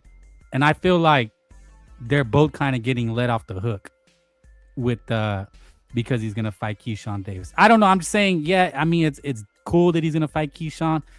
I said that it's not really a big fight, but I feel like they're kind of both getting let off the hook instead of that pressure. Like, nah, man, you guys are ducking. You guys need to make that fight. Well, like you said, yeah, they're not gonna put that same type of pressure on them. It's different standards. Well, that's what I want you to say. Mhm. I want somebody to say it. Well, they are different. I mean, I said that the other day on Tuesday when you brought that up. I said, yeah, it's true. The one guy gets told you got to do this, you got to jump up 3 weight divisions, and you got to do it now. We're not gonna give you a year to acclimatize. It's absolutely correct. But again, like you said, though, you are correct. Like the Davis fight is not that bad. So that's why. But see, that's what people are gonna come at you with. Are you saying that Devin Haney is ducking Shakur Stevenson? No, I don't see. I'm choosing. This is like 2 evil parties, right? Like it's between Republican and Democrat. Like I'm not really on either side. I'm just a citizen getting screwed by both. The only thing I was happy with Shakur on Zuffa is I don't have to buy the pay-per-view like with Ryan Benn, right? It's going to be on Paramount. You don't have to buy the pay-per-view. Oh, that's true. See, that's what sucks, man. The zone, they're going to put Davis versus Haney on pay-per-view. It's probably not going to be that good a fight. But it's still pay-per-view. That's what it. Yeah, that's what it is. Look, what they're doing now is they're putting fights that shouldn't be on pay-per-view, and they're trying to tell you, no, it's a great deal. That way you won't have to, if you buy the $500 package, you won't have to pay for them. But they shouldn't be on pay-per-view in the first place. That's the main thing. Anyway, I don't want to get into it because I already said it, but I wanted to ask you though, that when it comes to the Keyshawn Davis Haney thing, do you think Davis has a shot at? Because I said that he doesn't know how to deal with the clinching and all that. What does Keyshawn Davis need to do to win this fight against Haney? He needs to fucking fight. Don't let that motherfucker get a fucking break. I mean, if he wants to grapple you, elbow, hit him in the dick. Like with Haney, you gotta bite him, man. Like get the fuck off me. Remember, I think when Tyson bit Holyfield, it was because Holyfield was headbutting him, and he was notorious for that. And a lot of people forgot that. Like that guy Holyfield, like Vernon Forrest, I think he was notorious for headbutting the fuck out of people. And Mayorga, when he fought Forrest, he didn't let him get away with that. He was like, I'm gonna be just as mean and dirty as you. Are you trying to piss boxing chief off by going after 2 of Atlanta's finest, Vernon Forrest? Is he? Well, Vernon Forrest was a dirty fighter. Going back to your point, because I don't want to face boxing chief's ire or attract it, so I'm going to leave it at that. But you catch all the flack of the boxing chief. You're the one that's going to have to go at him. He doesn't like me. But I don't think that's necessarily true. But you're right, though. He has to. You know what pisses me off when I watch some of these fights? Some of these guys get clinched, and it's the ref's job to actually call out the clinching, and of course they don't do it. But what bothers me as well a lot is when these fighters accept the clinch. They get clinched and then they just stay there. They stay passive. And like, man, try to wriggle you. There's ways, man. You've been to a boxing gym. There's ways to get out of a fucking clinch. There's many ways to do it. And these guys don't do it because they think that it's been ingrained in their head. That's why we try to do the BDA ultra deprogramming, where we try to get people to remember, hey, fucker, he's not allowed to do that. So you gotta fucking try to shake him off, pull your arms out, turn your arms, and then try to pull them out real quick. You can hurt yourself doing that too, but if you do it correctly, or tilt them to the side. If you watch Muay Thai tutorials, that's how they do it. No, these guys, they just stand there and they wait for the ref to break him. And then at the end of the fight, I don't know what happened. I don't know what happened. It's because you're an idiot. You allowed this guy to clinch you. You didn't do anything. It's a fight. You fight. You can't fight with your hands when you're being hugged. The clinching is not to fight. That's what it's for, is to stop the fight. When I first started boxing, that was my main weapon, is clinching. I said, oh, this is easy. This is easy, right? Like, and what did they tell you in the gym? They said, stop doing it, fucker. Get the fuck out of the ring. Don't get back in the ring until you fight. Exactly. They got me out of the ring. I had to get out of the ring. That's good. See, I'm not afraid to tell you. Yeah, they shame me like, dude, you're not going to learn. You're not learning anything by doing that. It's a cop-out. Like, learn how to move, punch out of it. Like, but just grabbing is you're getting a break. Exactly. You know, that's what it is. And then you get tired, clinch. You know, it's more for like a rest, to kill the action, to stop the fight. It's not a fight. But for Keyshawn Davis, you brought up a really great point. It's like, bro, if you went 24 rounds with Nahir Albright, letting him clinch you, man, I don't think you have a shot against Devin Haney. That could be a casual take, but that's what I'm thinking, because you mentioned that. I'm like, damn, that's right. Nahir Albright was able to neutralize you. Get the fuck out I of do here. wonder though, because I give Keyshawn Davis credit, Frank, because he did, in a lot of ways, he hurt what's his name? He hurt Albright despite the clinching. He couldn't really do that much in the first fight. So I'm thinking, what would have happened had Albright not been allowed to clinch? Hold on, go back to that comment. What did he say? The other, are you all cool with clinching if you throw a lot of combos like Muhammad Ali? No, because you're still, again, the point of the clinch. Again, these high level athletes, what they do is, these high level boxers, they can get energy back 3 seconds of nothing happening. Even that's what they always tell you. When you hit the bag, don't just stand in front of it. You always got to do something. If you're not punching, you got to be moving, either with your legs, with your upper body. And if you're not moving, you're punching, because that's the way you're supposed to work out on the bag. It's always something always has to be happening, and that conditions you to, if nothing happens, those 3, 4, 5 seconds, yeah, it's enough to get your breath back. And that's why these guys do it, the clinching, in a lot of ways. I mean, there's a lot of reasons why people clinch. Some people can't fight on the inside. Some people are tired. Some people are afraid. Sometimes they're hurt, that's the one I give them a little slack for it, because it's a natural reaction.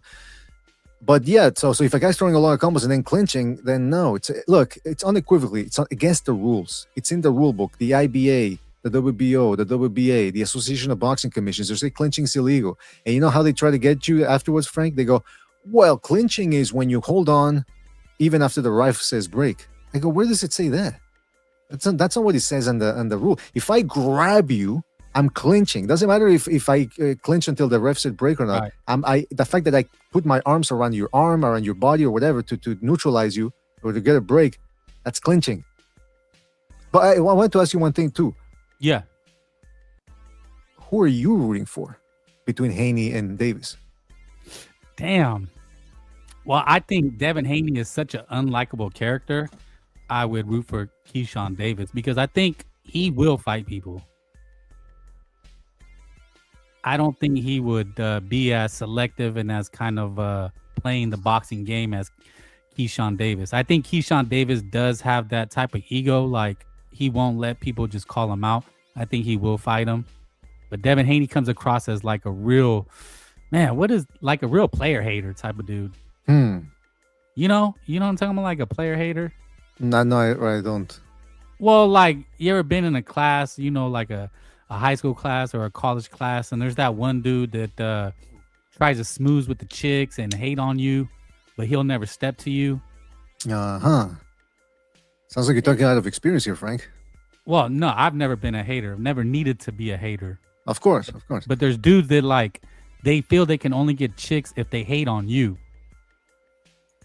Oh, okay. Yeah. I understand what you're saying. So that's how it's, but that's what I'm not getting though. How is Haney that type of guy? Well, like, he'll hate on people, but he's not gonna fight them. He's not gonna be willing to like just jump in the ring with anybody. Okay, gotcha. Keyshawn comes across as he'll play the boxing game, but I think like he will actually fight people.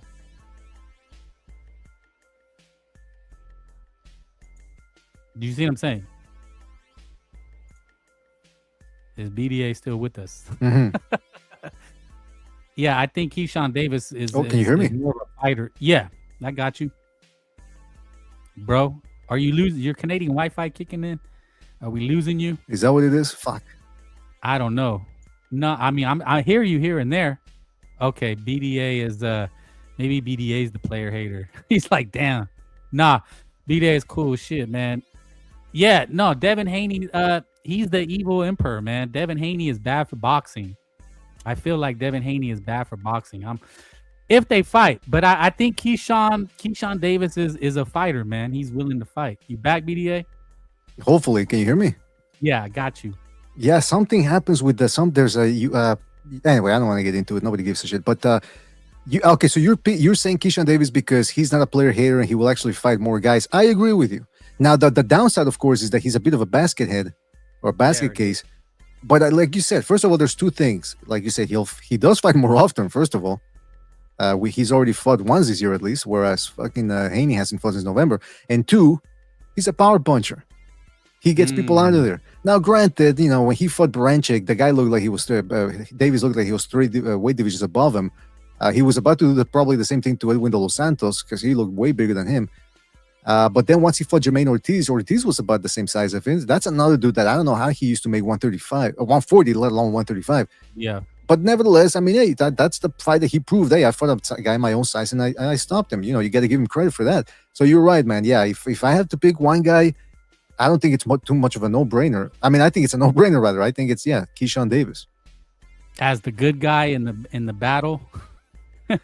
It's almost like the new subversive thing where it's two bad guys against each other, and you got to go for the because he's a bit of a wacko. He's a nut job. Oh yeah, he did jump Nahir Albright's his family, the DL3 or whatever they call themselves, the down low boys.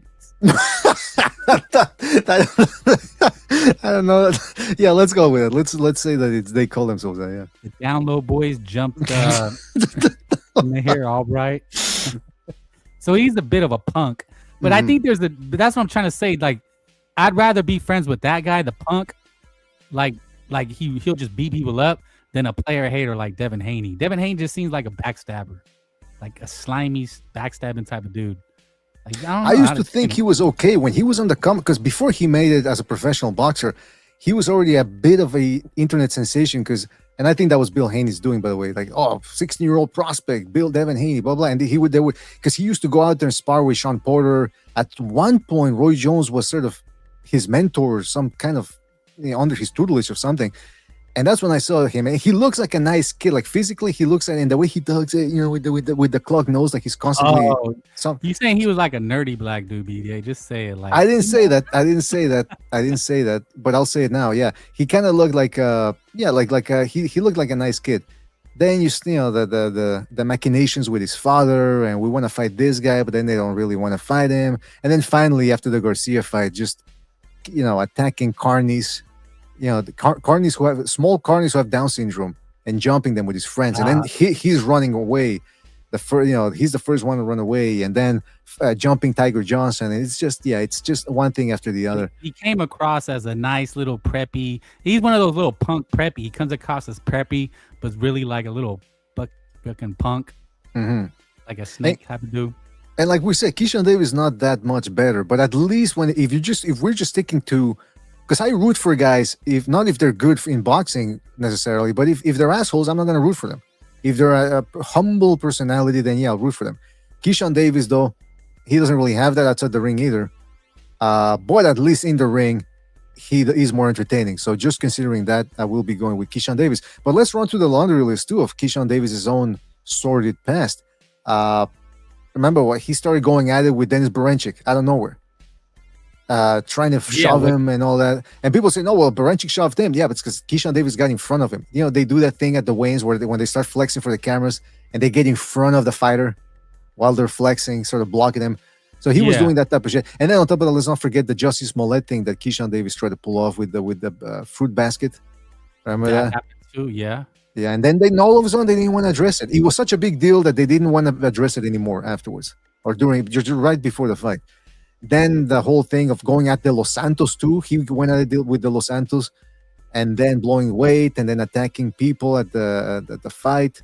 And then he didn't even, he didn't even apologize to the people first. He apologized to he did actually. He took him a while to apologize, and then in his apology, he's making it about him.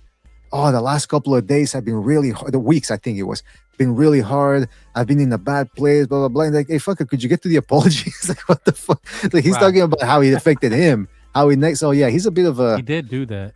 Bit of a diva too, and yeah, they lied about the bananas. Yeah, I mean that is some low class shit. If you're gonna fake that, again, we can't prove it definitively, but the fact that they never really tried to pursue that, even though it was such a big deal for them, that sort of strikes me odd, very odd. No, when you put it like that, yeah, I mean it's the lesser of two evils, right? Mhm. I agree. I mean, it'll be an interesting build-up if it happens. I mean, I'm gonna keep saying if. I mean, in boxing, nothing's really happening until we get the announcement and the presser. So if it happens, it'll be interesting. It's rare that we get these type of matchups. With Frank, yeah. Did you see that there was that part? I forget which fight it was, but it was. They were at a fight, and Bill and Devin Haney were there, and Bill Haney was already trying to get under Keyshawn Davis's head. And I like how Keyshawn Davis handled it. He's just like, all right, you told me we're gonna fight, so remember that. And Bill's like, yeah, but he's trying to. Well, let me ask you something. It's like the guy's like, no, we're gonna fight or not. So I like that move from Keyshawn Davis. However, I want to ask you this: Is Keyshawn Davis' psyche gonna hold up if the fight happens? By the way, because you could be right. Maybe the fight doesn't happen, but if the fight happens, is Keyshawn Davis's mind gonna hold up to the mind games that Bill Haney is going to be presenting? That's a great question. My first thought is no. Oh, just no. But I'm wondering, was a lot of it due to the weight? Because he's struggled. He's massive for those weight classes, right? So what if a lot of those antics is just him struggling with weight and going crazy? Is that possible? Maybe. I mean, yeah. Or is he just a fucking nutcase? I mean, he's been acting like a nutcase before he was strong to make weight. So, but that's part of his shtick. That's part of his like, I'm crazy, fool. Don't mess with me. That's what they said, that when you go to prison, right? There's a comedian. He said, you gotta act crazy. He's like, man, you gotta get all bug-eyed, like, and then people be like, oh, he crazy. Don't mess with him. Right. You don't shower. Yeah. Yeah, that's appreciate. Yeah. That's a good point, man. That's a good point. Maybe he's like Mel Gibson in Lethal Weapon 1. He's faking it. That's hella funny that you said that. Yeah. Actually, he wasn't faking it though in Lethal Weapon 1. I think he was legitimately. He really was suicidal, right? Well, I think at some point in the first one he was legitimately suicidal. But okay, so the fight happens and they try to get under Keyshawn Davis's skin.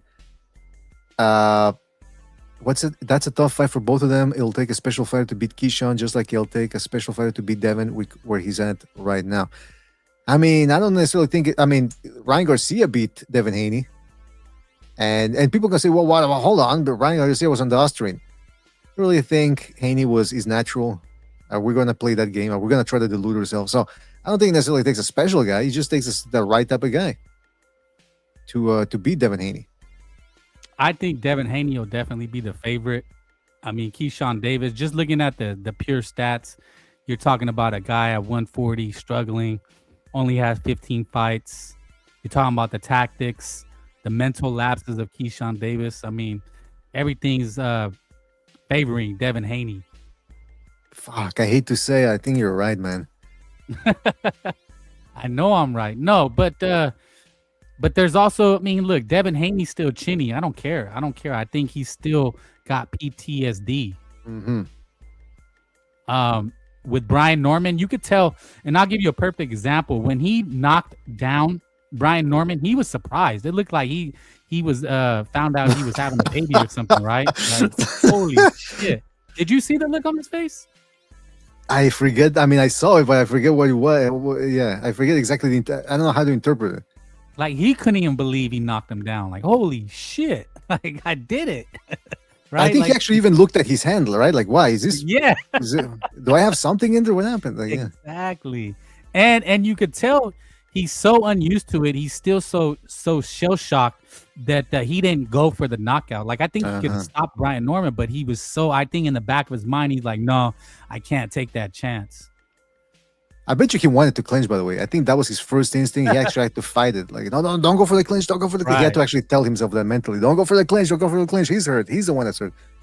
Yeah, man. I don't know. Again, the clutch and grab tactics from Haney, those are really, really difficult to get through. And I don't know if Keyshawn Davis, I mean, there is the hope that Keyshawn Davis is going to work on that. If he's smart, he should work on that. But we'll see, man. You see it, Keyshawn should work on what? Fighting out of the clinch. He likes to clinch too. I mean, he's kind of a clincher himself. What the fuck are you watching? This may be a skit, but I've dead ass. What is it? Well, this is from Wagman. I'm following him. I think this may be a skit, but I've dead ass had a few shorties in the past who used to real life be on this type of.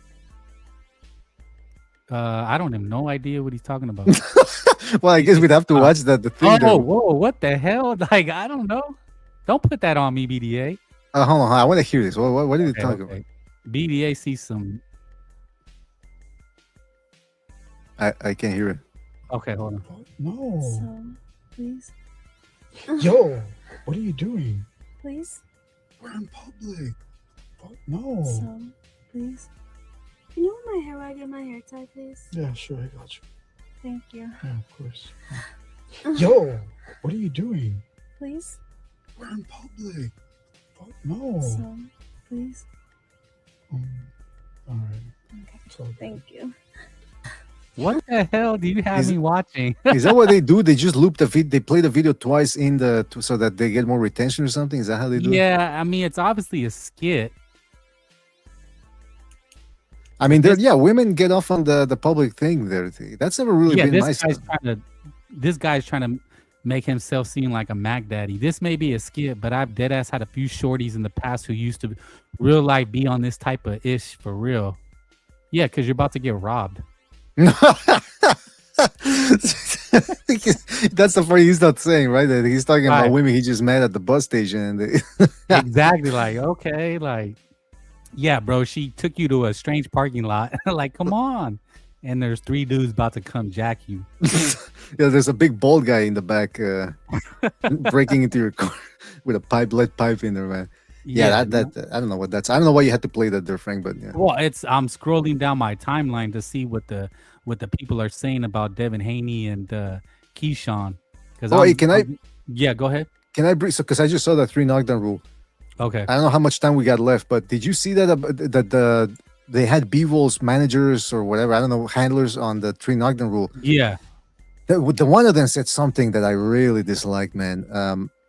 I think it was Mario Lopez or Steve Kim. They said, well, with Bivol, we don't see him fight that often. And then when we do see him fight, we see that he's got power, but we always feel like he could actually be doing a little bit more. What do you think about that? And the guy goes, one of Bivol's handlers goes, yeah, with the Bivol, we talked to Bivol, and he's never going to take a risk. He's already winning. Yeah. So why should he take that risk? I go, why? To entertain, fucker? Why? But see, Bivol now is in a position where, kind of like Haney and all those dudes, that he's got a name now, a reputation. Oh, the master boxer. So they're going to try to acquire him and then keep him on the zone and all that. And if he fights Beterbiev, the Sheik, for some reason, he's got a harden for that fight. So he's going to pay him a lot of money for that. But that's a shame, man. For a guy like his handlers and Bivol and all that, for say, oh, he doesn't have to take a risk. I mean, are they afraid he's going to get knocked out? You know how unlikely that is, by the way? It's likely.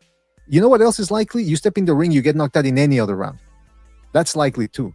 So that excuse of, well, he doesn't have to, don't go for the knockout in the 12th round if you're winning because you could get knocked out. I mean, that could have happened in any other round, even when you're not trying to get knocked out. So I really dislike hearing that. And in a lot of ways, I'm glad Bivol's on the tail end of his career because we don't need that type of mentality in boxing, man. I'm on the 3 knockdown road, and he's already talking that Floyd Mayweather talk. Nothing left to prove. Bivol has earned his fight ticket spots. Is that what you're talking about? That too. That part. Is this fair use? Yeah, I'm pretty sure it is. But I mean, like if you watch it in spots, yeah. But they put so much music over it. Tell your boy Kim, like, come on, you can't use it. Hold on, let's see. Dimitri, as far as being more active, I don't think he wants to be more active at this point. I think he's just kind of trying to enjoy what he's achieved. Age-wise and health-wise, I think he just enjoys having 1 or 2 fights a year at this point. So we're not really Look at that, I mean, come on. fights. And we were also, you know, there's some conversations even with Zuffa, and they were like, you can be pretty active. We can have fight after fight. We can 3-4 fights a year. And when we talked, it's like he's kind of, you know, he's probably only gonna have 2-3 fights more. So it's not about being active. It's about trying to just get the biggest fights and achieving the most he can achieve. Okay, but he's talking about he wants 3-4 more fights. What? One of those going to be against Callum Smith? If he's only got 3 or 4 fights left, it's got to be against somebody substantial. It's like with Usyk too. I think I died in 2 fights, and then he's fighting Rico Verhoeven. It's like, motherfucker, you only got so many fights left. Why are you fighting these dudes? Bivol, and by the way, that's the other thing. Well, he only has a couple of fights left. Meanwhile, he's fighting a no-name German in his last fight, and again, it was another uneventful fight. So, look. That whole thing of he's happy with what he's done, hey, I'd be happy too. He beat Canelo, one of the best pound-for-pound fighters of the last 20 years. And then on top of that, Beterbiev, who was a fucking monster. Literal, you know, Inu's nickname is the monster, could easily apply to Beterbiev. Think about it. This guy not only beat him, he also became the first man to take him the distance, the 12-round distance. Oh, I mean, at all, rather, because all of Beterbiev's wins were by stoppage. And then he ended up doing it again in the rematch and actually beat him. I mean, this dude is good. Don't get me wrong. Bivol is good. But it's like we've talked about all these other ass fighters. Why should I be compelled to watch him when he wants to take no risks and he's already happy? It's like a happy, fulfilled artist who doesn't really want to put out a lot of effort into something. Okay, why am I going to watch your art or buy your art? It's the same thing with boxing. You know what's interesting, Frank, real quick? Yeah. I was watching a GSP clip from The Ultimate Fighter when he was training guys.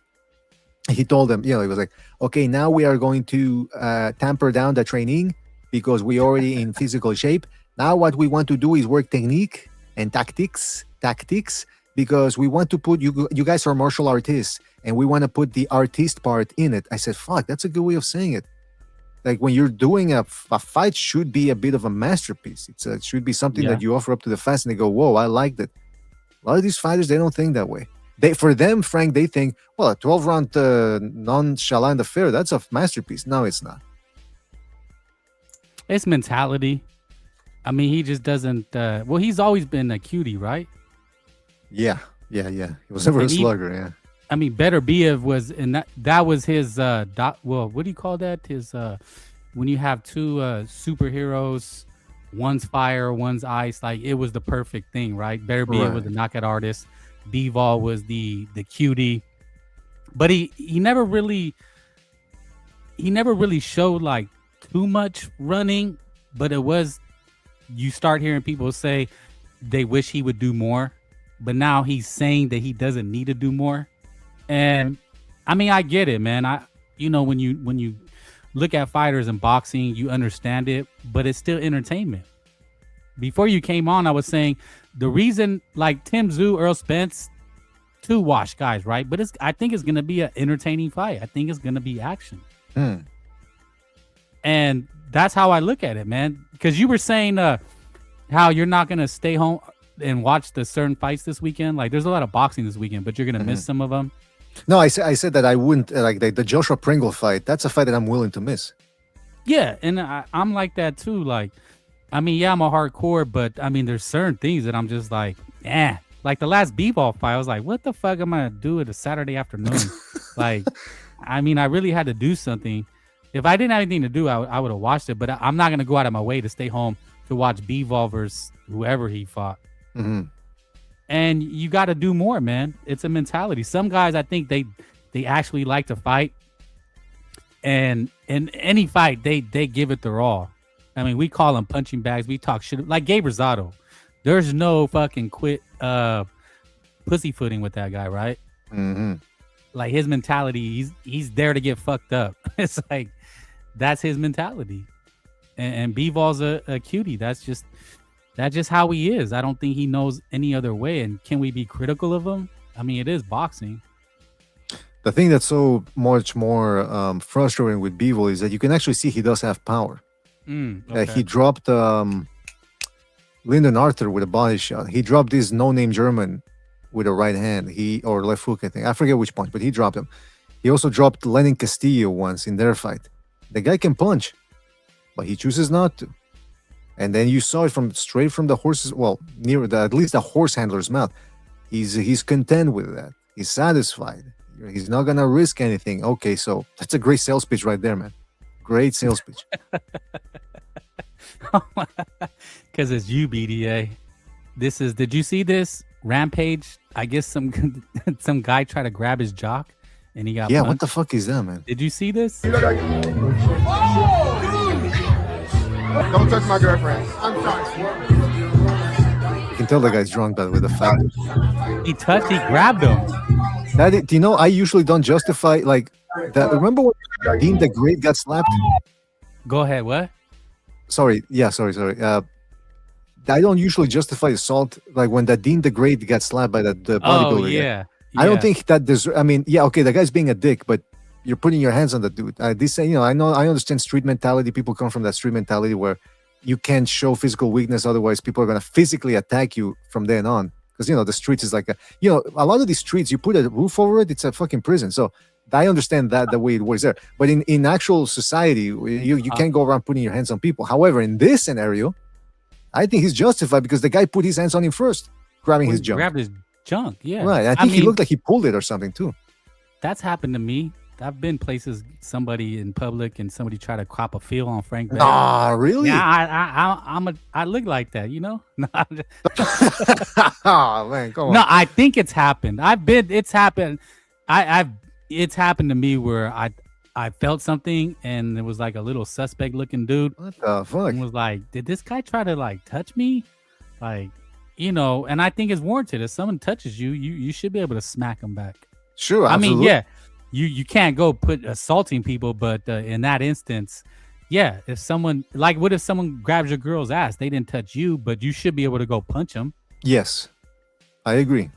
Because you don't know what it's going to escalate into. Well, that's assault, right? If you grope a woman, that's assault. So, you know, you punching them is pretty much mutual combat. Because there's a lot of perverts out there. A lot of guys they're out there just filming women and like grocery stores, and they just go around groping, like trying to cop a feel. The fuck? Wasn't that a game? There's a movie called The Wanderers. You ever see that? The one is that from the 80s? No, it's like from the 70s. With the gang of youth. Yeah, they were like Italiano gang, right? And they had a big fight. But that was one of the scenes where, I guess you went with your homeboys and you went and tried to cop a feel, like you accidentally bumping a girl. Oh, excuse me! Put your hands out and you grope her. It looks like an accident though. Yeah, no, that's I don't know. You seem like a stopping short guy. Are you a stop short guy, Mr. BDA? I mean, you're doing the like the Kramer thing where I mean, that's a risky one, man. That's a risky one. Anything that involves you try to probe first. Obviously, if you're gonna pull that type of move, you gotta probe a lot. You know, it's interesting. Patrice O'Neal had that. He had that thing he said where he was with a woman. And then he wasn't sure if she wanted it or not, blah, blah, blah. And then the next day, like he said he got the vibes that she didn't want it. So he didn't do anything. Then the next day he was talking with her and he goes, it sounded like you, like, can you just clarify something for me? Because it looked like, I don't know, I was getting the feeling you wanted it, but then you didn't want it. So what's up? And she was actually pretty blunt with him. She said, I did want it, but I wanted you to take it, but you were too much of a pussy to do it. And she hung up on him or something like that. Wow. You mean that was a real thing? Yeah. So yeah, I mean, women want... I mean, come on. That's the thing they do. They play hard to get because they don't want to come out. I think you tell yourself that, BDA. No. It's ingrained in their brain that they have to play hard to get because they don't want to. Listen, this is after thousands of years of evolution. You're using the rules of the jungle, the laws of the jungle by Mr. BDA. These are the rules of society, and these are the rules, the coveted rules. A lot of people don't know. No, but it's true. Look, for a lot of women, they want it, but they want to play hard to get because they don't want to come across as whoas. As the Italians say, Americans say, the hua. You know, we are hua. And it's true, a lot of us, but it can be difficult. And like I was telling you the other day off the air about the mattress girl. Remember the mattress girl? She cried rape. And then it turned out that grape, excuse me, my bad. She claimed grape. She cried grape. And it turned, for people that don't know what I'm talking about, there was this woman, this girl at university in the United States, they call it college over there. And she banged a guy banged her, and apparently he even went down to the down up her fart box, and she seemed to like it. Then the guy, I think he ghosted her, as the kids say nowadays, and so she got mad and started saying, "Oh, he raped me," and she tried to really defile his image. People initially thought that he really did it. Then they found anyway. Long story short, turns out that the bitch was a little bit.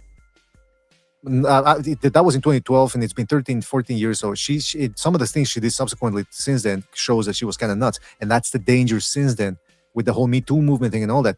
Now they believe that the person who cries victim first, right? But in a lot of times, that's what happens. The woman and they have a little freaky deaky, and the guy doesn't call her back, and in her mind she goes, "Well, I got to get back to him at somehow. Let me ruin his life," because they feel like he ruined theirs by not wanting to pursue anything else. Yeah, afterwards. it's called buyer's remorse.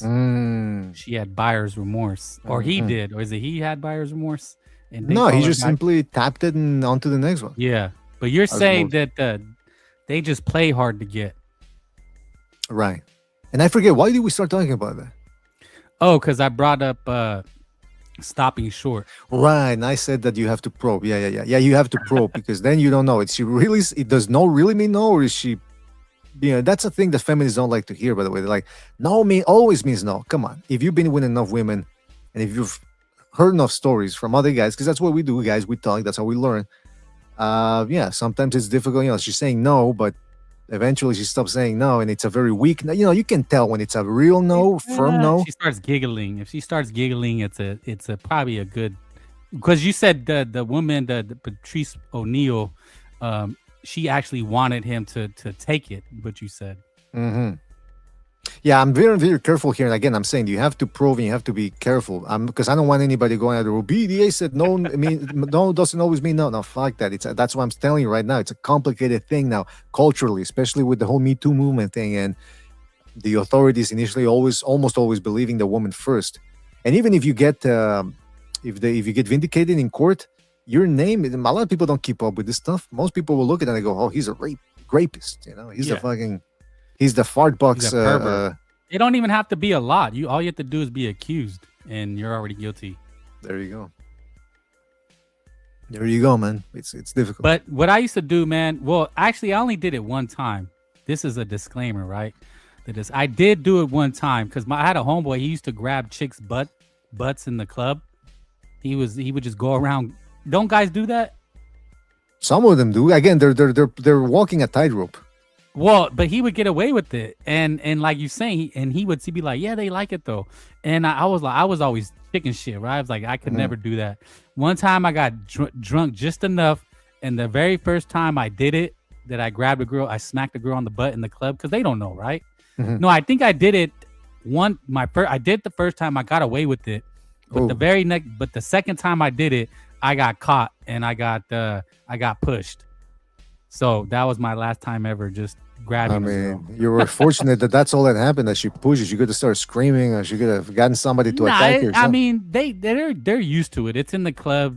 It happens a lot because I used to see my friends slap girls on the butt all the time, and they'll look back and then they just go back to like drinking or talking to their girlfriends, right? Because they know it happens. But I thought I could do it, right? I thought, it'd be fun.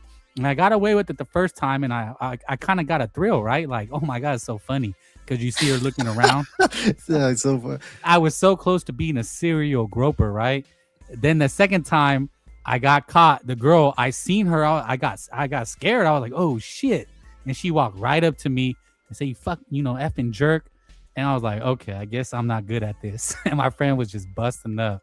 He had the time of his life. Some girls like the bold aspect of it, of a guy just going over there and doing that. I mean, there was that story from what's her name? The stand-up comedian. She ended up getting fatter and fatter. What was her name? Blonde one. Miller? No. Anyway, she was big fat. So she said that she was at a club once or a bar or something, and a guy approached her, like next to the bar. He just leaned next to her. He goes, whoa, when did this guy get here? And he was looking down. So she looked down to where his eyes were, and the guy had a big erection. And she said that she found it so bold that the guy would do that she gave him her number. So some women like that. Some women want a guy who's bold and who That, goes you know there. what? That's interesting you say that, because that was my dad's advice to me. Hmm. That was his advice. He says, because I think I was a shy guy. Like, I was always kind of timid as a kid. Mhm. And my dad's like a macho guy. And he would always get mad at me because he's like, that girl's looking at you. Go talk to her. But I was always kind of too shy. And he says, son, you got to be bold. And he just always repeated that. And it never stuck until, when I actually started like trying to implement it. I was like, yeah, it works. You got to be bold, You can't be like, hi, ma'am. I think you're really pretty. Like how the movies try to romanticize it, like how to approach a woman. Mm-hmm. Which is all wrong, by the way. Well, see, women's butts, Michael Montero like this. What the fuck? Women's butts can actually boost men's mental health and reduce stress. No shit. No kidding. Yeah. And then Frank Bay comes along. He slaps him in public.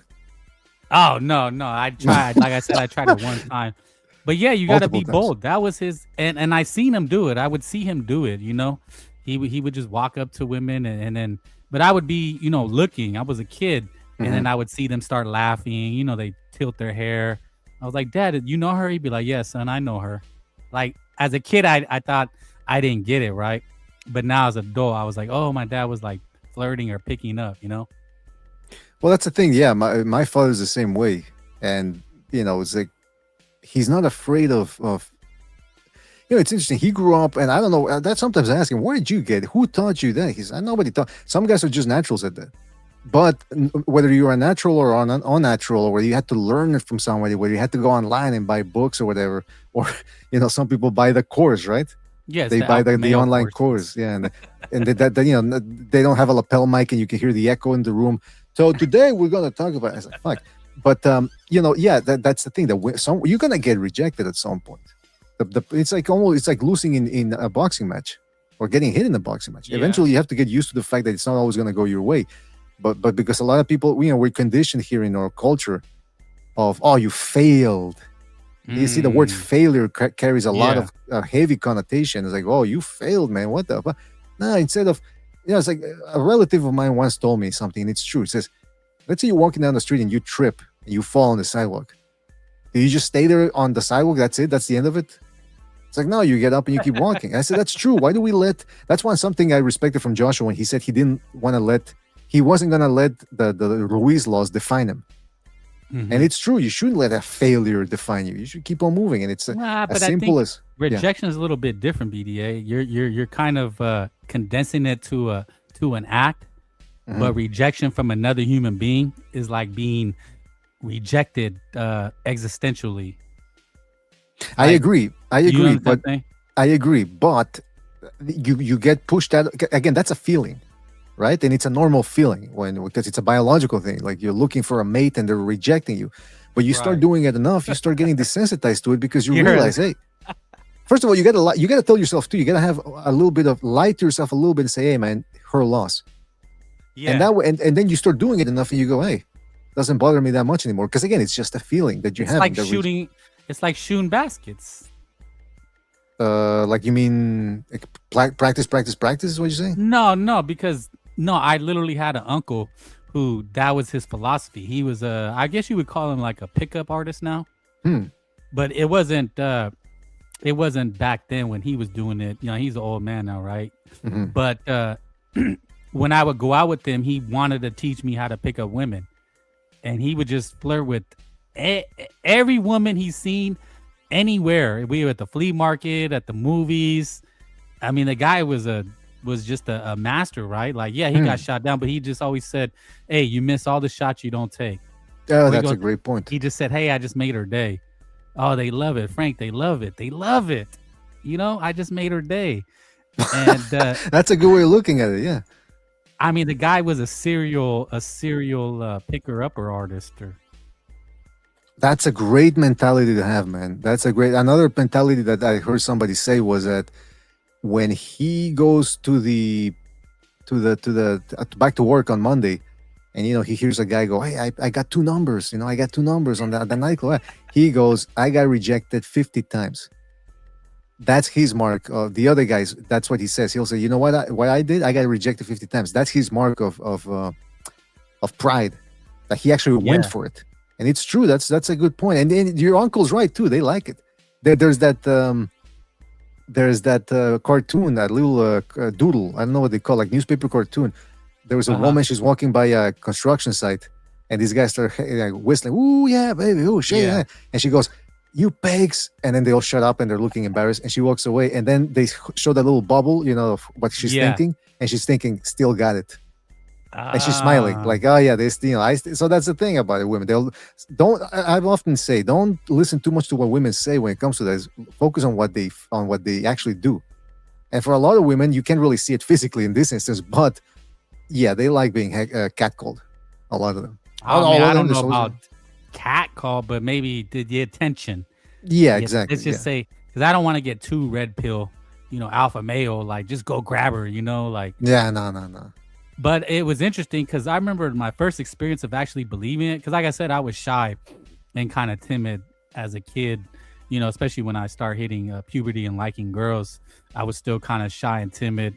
And, I saw my dad was always encouraging me to go talk to girls, but I just couldn't, Mm-hmm. I don't know. I just was shy. But I remember when it first hit me, my uncle, I went to a hotel, we were staying somewhere, we were visiting. And so we were in a hotel. And I went to his room, and he said, "Hey, do you remember that cute bellhop girl? What do you call the staff? The girl, the front desk girl? Yeah, what do they call him? Yeah, well, not bellhop. Not a bellhop. That's who reception. carries your bags. Yeah, she was a receptionist. So he goes, remember her? I go, yeah. He goes, yeah, I'm gonna call and ask her out. I said, no, I'm in disbelief. Like, no, like I'm like idolizing him, but at the same time, like, no, I can't be real. And he called her and was like, he's like, yeah, we need towels. And then he goes, hey, what's up, girl? What you doing? What you doing after work? He started flirting with her on the phone, and I was listening in, and she was all giggling. She loved it, and that's when it hit me like, damn, is that easy? Like, I always thought it was like so hard. Like, you had to go tell your life story to her like in the first minute, like just approaching and speaking was like everything. Absolutely. I mean, it's a good point though, what you're saying, that he's that he took the chance. And again, think about that, the fear. Okay, you do it and then it doesn't work out. Okay, and then what happens? Do you lose a limb? Do you, after every time you get rejected, does a limb of yours come off? Your nose falls apart, your fingers? No, you're still you. And you do it often enough, you get desensitized to it. You're thin, your skin thickens. So yeah, it's interesting that your relatives do that. And again, yeah, you know what the worst though is, you got to be very careful when you talk to people about this. That's why I always put up like 1,000 disclaimers, and I always have to clarify what I'm saying, because there's people out there, like you said, oh yeah, just grab. Like, I read this story once. This dude's like, he was asking, hey man, I went to a gym the other day, because he they told him to, I don't know, he wanted to be more social, so he goes to a gym dojo or something, karate dojo, and there's these fat women there. They're not even that attractive, he said, but he kept trying to flirt with them, and he's like, yeah, you girls love it, because he was insulting them. He was trying to, what do they call that when you insult them but you're teasing, like nag. You nag them. Nag them? Okay, yeah. So he's trying to do something like that. But he was actually, the way he said it, he came across as he was just being obnoxious. And then the girls were like, I think he even said something like, oh yeah, women are meant to be dominated or something. And then it turned out that the guy was autistic or something. Like, he had Asperger's, so he took everything literally. He couldn't understand nuance. So that's why you got to be very careful when you talk to people and you try to give them advice. Like, man, don't forget, you got to throw out, clarify 1,000 times, because some people don't get it. They go overboard. They will, right? They will take it as literal. No, I mean, look, I think you got to be careful. Like, you got to be careful. They're women. You could scare them, or you can't be all crazy. You know what I'm saying? Mm-hmm. 1 second. That's right. In the chat, Solodolo says, women say they don't like catcalls, but it's only if you're an ugly man. LOL. There is some truth to that. You always, that's why I always tell people, look, it is about the attitude in a way, but it also, you have to, it's like boxing, to take it back to boxing a little bit. You have to, if you want to be a good boxer, you have to have a little bit of everything. You can't just be all technique. Oh, skills pay the bills. Yeah, skills pay the bills. But what happens if you're fighting a guy who's got comparable skills, but on top of that, he's faster than you and hits harder than you? Then it's fucking over. You got to have a little bit of everything. So it's almost the same thing in life. It's not just about your attitude and you're so confident. You also try to give yourself every chance you can. So what do? You groom yourself. You work out. How many people have you seen there who lose a little bit of weight on their face and all of a sudden they look completely different? Yeah, you might not have the jawline of a Brad Pitt, but believe me, it's going to be a whole lot better if you lose that weight and at least see a little jawline than a fucking round face. You know it's crazy, BDA, because I'm glad we were talking about this, and I just remembered. You know, growing up, we called it game. It was called having game, and that's like a street term. Like you hear pimps talk about game, having game, and that's what it was. It was like being able to just go up to girls and seduce them. But seducing is like from like a Don Juan. Like what's the old stereotype? Would you call it a stereotype or archetype? The stereotype, the Don Juan archetype. Yeah. What's the other one? There's one other one. It's Don Juan and fuck, that guy from the 1700s, I think, or six. You know, yeah. What was his name? And Casanova. There it is. So it's really an old school archetype, right? Don Juan and Casanova, the ultimate seducer, the ladies' man. Yeah. But it was the art of seduction. Like James Bond is an archetype of seduction, right? Mm-hmm. That's what we're talking about: seducing, seduction, the art of seduction. There was also the original one from the antiquity, Ovid. Okay, I think those are poems, though, right? They're more in like poem form. No, he actually, I forget, but he actually did write a lot of useful stuff. Yeah. And then there's also manuals like the Kama Sutra. Oh, what's another? What you know what the Kama Sutra is? Yeah, I know, but I'm just saying it's yeah, that's more. Oh, there's nothing. That's not the X-rated. I know. At least you didn't say like the Marquis de Sade. He wrote one. On oh no, that's a deeper level. We can't go into that. They wouldn't understand. I'd be corrupting people with that. So now the streets took Don Juan and Casanova and turned it into the game. Mm-hmm. So it went from seduction to the game. And what's my point in all that is that these are arts, crafts. Mm-hmm. It's a skill. But it comes with its own pitfalls and dangers. Oh, absolutely. You know, being a Lothario. Isn't that another term? Yeah, it is. You do know a lot about this stuff, I must say. You're trying to come across as like a guy like, oh, I don't know, I'm just thinking, talking a lot. Now you got, you know what's interesting though about that? Yeah, it is true. I mean, you let's look at these rock stars and all that, and these people that engage in nothing but sensual pleasure, debauchery, yes, and then at the end they end up feeling empty. So that's why oftentimes the way they end up is either dead from overdosing, or they go a completely 180 and they find religion. Because they find, well, it's like we were talking about earlier, to bring it back home, obsession. Yeah, it's good to work out, it's good to be interested in things, but when it becomes that's the only thing you're chasing, as if it's the elixir, life's elixir, you're gonna come crashing back down to reality. There's things out there that are more worthy, you're saying, of your pursuits. Yes, I think it was John Stuart Mill. He was a utilitarian, and he was talking about how maximizing happiness, and that's where you get into the whole thing of, well, what is happiness? Because pigs look like they're happy rolling around in shit and mud and all that. But is that real happy? They're animals, or people who just play video games all day. Oh, I'm happy, but then you look at them; they're on medication. They've got anxiety. They got depression. I think, well, wait a minute, why is that? Because you're not doing anything really productive. Human beings were made to have to do things that are more worthwhile. The things that we don't want to do, but then once we do them, we're like, hey, that feels pretty good. Like those are the things that are worth pursuing, because they're the ones that give you long-lasting satisfaction. You know, a lot of those. You asked how I know, because I took literature classes. Oh, in case you're wondering, so I've read some of those classics, and they were always cautionary tales of what you're saying. Like I think a lot of the what I noticed in women. This is my observation. A lot of old hoes, they end up being very religious, and a lot of those classics, those guys end up after going through their whole what would you call it, their debaucheries and everything, it was almost like a purification.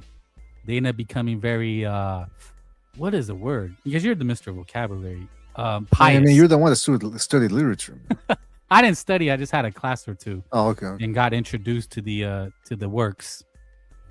But yeah, they end up becoming very pious individuals. Mm-hmm. So women too, then you're saying? Especially women. Huh.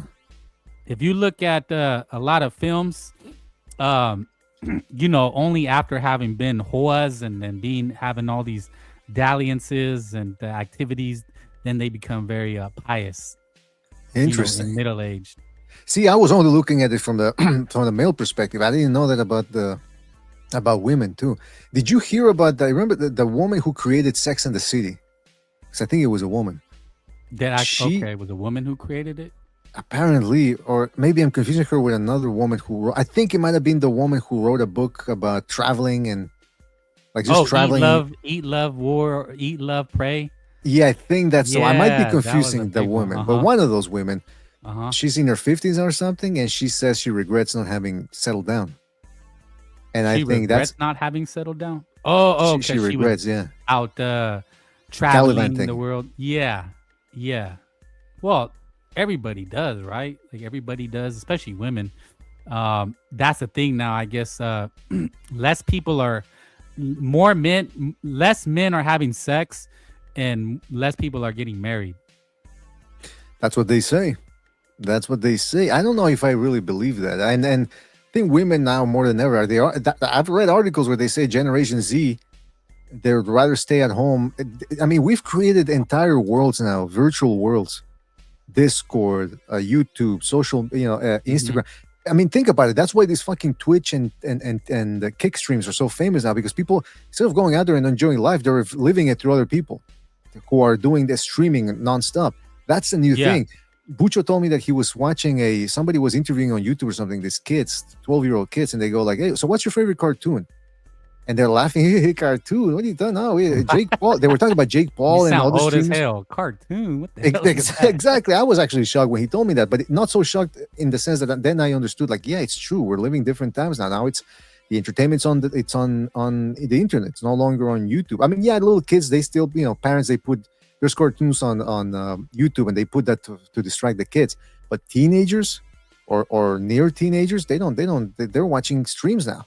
That's where the world is at. So I think a lot of them, they don't actually go out there and talk to girls anymore. And by the way, now I think they call it Riz now.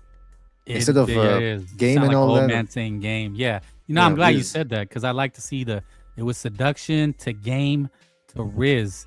But see, that kind of tells you a lot, right? Because seduction sounds very elegant, very, it doesn't seem dirty, right? Mm-hmm. Game sounds like manipulative.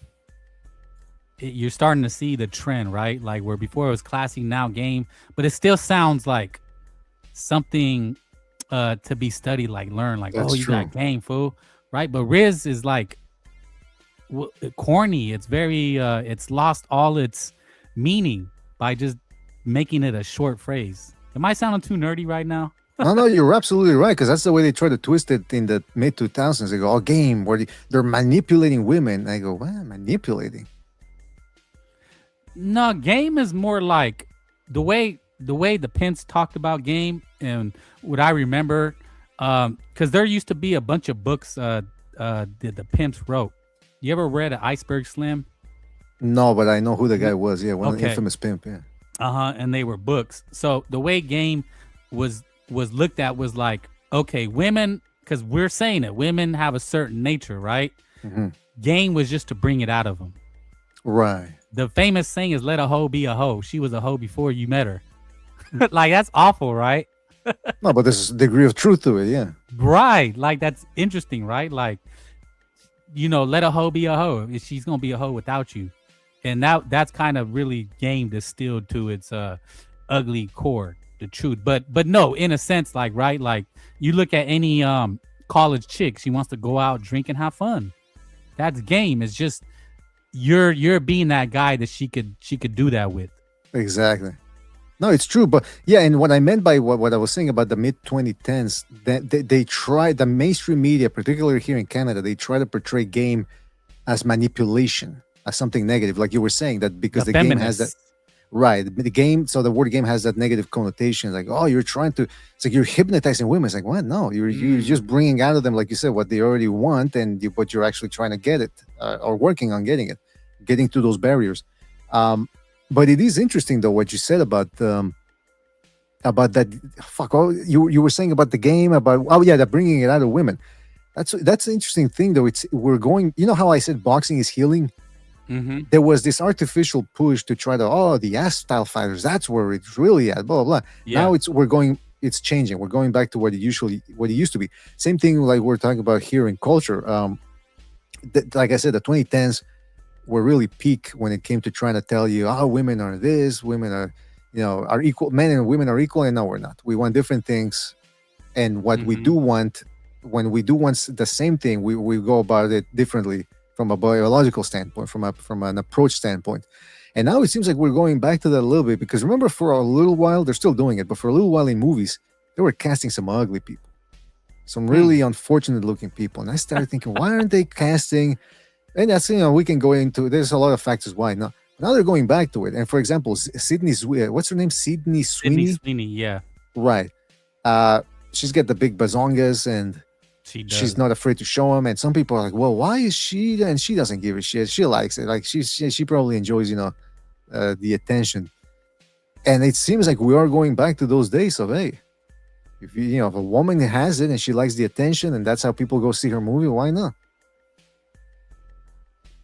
Yeah, I mean, I think it's always been that way. It just got called trash. There was the what was that? What's the most famous one? Pamela Anderson. Yeah. Pamela Anderson.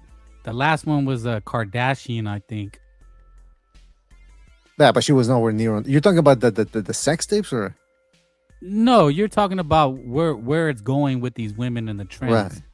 And I'm saying, you're saying it went down because they start with the Me Too. They start casting ugly people and women that weren't really all that. And now it's going back with the Sydney Sweeney. And I was just saying, yeah, the last one I remember that had that cachet and that was proud of it was Pamela Anderson. She was like okay. Poster woman. There hasn't been since, and that's all I was saying. No, you're right. And that's a good example, because I actually got thrown out. You threw me off a little bit with the Kardashian thing, because she wasn't exactly like she's well known, but she's well known. She's one of the first women to be known for not actually having been in actual movies, TV shows, singing. You know what I mean? She got pretty much, let's face the fact, she got famous because she did a sex tape. She took the D. That's what happened. She took the D and she said, I'm open for business. And that's when she started making a lot of money. Well, it was her mom too that did it. That's what somebody alleged. Allegedly, it was her mom that actually set that up. Could you imagine that? Your own mother. What do they call them? Tiger moms? I thought it was it used to be, what was when the kids were pushed to acting, stage mom? Oh yes, mom, right? Yeah. There's another term for that. Yeah. But this goes well beyond. I mean, this is. I mean, X-rated stage mom, right? Like, that's next level. That's truly next level. Well, isn't that what? Remember Mike Tyson when he married Robin Givens, right? I think that's her. Yeah, name. There's some dark things in that. Yeah, that the mom was the one that was pimping her out. Yeah, and that's Mike Tyson, his autobiography. He's like, man, she was a weirdo. They were all weirdos. The mother's the one with the plan. I wouldn't be surprised if the mother actually would, at the day after, she would ask Robin Givens, okay, so how was it? Give me all the rundown. Okay, so here's what you got to do. Then if you want to make him climax faster, the next thing you got to do is like, she was probably taking notes, filming. I wouldn't be surprised if she wanted to be in the room at the time, like to guide Robin Givens and really keep an eye on her. Disgusting stuff, if you ask me. No, I mean, I think that goes back to ancient cultures, right? Mm-hmm. Where I think that's a practice that happens normally. What, the mother pimping her kids out? No, just the families, they groom their daughter to be to catch. Oh well, in a certain sense, particularly if they were royals, then the marriages were political in nature. Yeah, things like that. Hey, by the way, can I just say something real quick? Somebody posted on the Discord. News just broke at the press conference because they're having the Zoo versus Spence press conference. Apparently, Stephen Fulton back to his old tricks, man. He just requested the fight against Liam Wilson to be at 133 pounds instead of 130. And apparently, Liam Wilson agreed. What a cuck. This is the second time in a row he's having weight issues. Well, all these guys, the PBC guys with the Charlo pulling out, and now Fulton having trying to get one over on the what is he? Liam Wilson, is he Australian too? I believe so, yeah. Yeah, I mean that's what they're known for, right? I mean they played. How many times have they played Tim Tszyu? Oh man, too many to count. And he keeps doing it. What do they say? Stupidity is doing the same thing over and over. What's that? Yeah. Or maybe not remembering the saying. No. What is it? What? Stupidity. Oh my gosh. Yeah. No, it's a saying though. Can somebody help me? We're the poster boys for that, I think. We're repeating the same, doing the same thing again, and doing the same thing, repeating the same thing, and expecting different results. I am Einstein. Hey, but I don't believe that saying, by the way, because sometimes you try the same thing and it works, and the different result comes out. So, well, not when you do the exact same thing and expect a different result. I don't know about that. What do you? Maybe that's what that. Maybe I am stupid. No, you're not stupid. Of course not. You have some sense. But well, thank you. But what? This whole Stephen Fulton, man, second time in a row. I mean, what are they doing? I mean, and Liam Wilson agreeing. I think maybe because he's happy too, he doesn't have to make weight because he's a tall guy for that division. But what's your prediction for that one? For Liam Wilson, Stephen Fulton? Stephen Fulton should outbox him. I mean, Liam Wilson, he's not that good, is he? That's the guy that Valdez knocked out, isn't it? Yeah, but Valdez stopped him. Didn't Valdez fight him too, though? Yes. Those guys stopped him, but he gave him hell. Okay, here it is. Boxing and barbecue. Fulton says his request to increase in weight was made weeks ago. He says it was just tough to make weight, but he will be a dog in the ring. He's gonna be a dog. He's gonna be a dog. I mean, look, that guy wasn't in shape his last fight. If you're Liam Wilson, I don't. You don't take this request. Look at Liam Wilson. He looks like a Neanderthal, doesn't he? Look at that noggin. He'll kick my ass, right? But look at that noggin. The way he's looking. Does. Yeah, the ridge of the forehead and all that. Yeah. The last couple of days, Here we he didn't is. see you at the open workouts yesterday, and now we have this news that we are fighting above the limit. I'd like to say before this even came about, like weeks ago, I requested that. He lying. Yeah. You see how he's like, like what the fuck? Are fighting above the limit. What did he say? What did he? Alhamdulillah. Now we have this. Is that what he said? No, he didn't say that. Did he mumbled something? I can't make out. Did you make it out? No, we'll replay it. Okay. At the open workouts yesterday, and now we have this news that we are fighting above the limit. Yeah, I think he said it. He said it so casually, like. This even came about. Are you sure? Am I being neurotic? What the hell else could it be, man? I think he said alhamdulillah. Okay, let's listen really close. See you at the open workouts yesterday, and now we have this news that we are fighting above the limit. See how long he pauses? I'm sorry, you getting irritated by me doing this? No. Or are you okay with it? I'm fine. I'm fantastic with it. Okay. To say before this even came about, like weeks ago, I requested that. But we're here now, so no need to cry over something that's already done. See, if I'm Liam, I'd have said, "You motherfucker! Why is he being an asshole about it? You know how they get? Ain't no need to cry about it, bitch ass boy." Unless he's telling the truth. Nah, he's coming across as a dick about it though. Yeah, that is. Well, yeah, the comment of "ain't no sense in crying about it." Well, who's crying about it? Did Liam Wilson bring that up and said, "Oh my God, he just changed"? Like, did Liam Wilson intimate that he just changed it on the spot? Because maybe that's what Stephen Fulton's referring to. But if that's not what's, yeah, I don't know. I'd need more context because I mean, again, this is just a 40-second clip. So weeks ago, I requested that, but we're here now, so no need to cry over something that's already done. So did you arrive in Australia knowing that you weren't going to make super feather? It wasn't about not going to make it. It was always about it was tough. That's all. So that didn't actually quite answer the question. I mean, he answered in a way. He did answer the question prior to that when he said that they changed it weeks before, but he didn't clarify. It's like if at least he would have said, "Motherfucker, why did you say?" Then he's like, Yeah. "Okay, he did," but he didn't. He just said it's not a question of whether I wanted to or not. It's just it's difficult. I've had people do that to me before. Friends and chicks, right? You be somewhere. She's like, I didn't bring no money, but we here now. What quit crying about it. Like, bitch, like you could have, like, I don't know. It just seems like a dick move for him to be kind of being a dick about it. Well, it's interesting that the two PBC guys changed the weight after the initial agreement.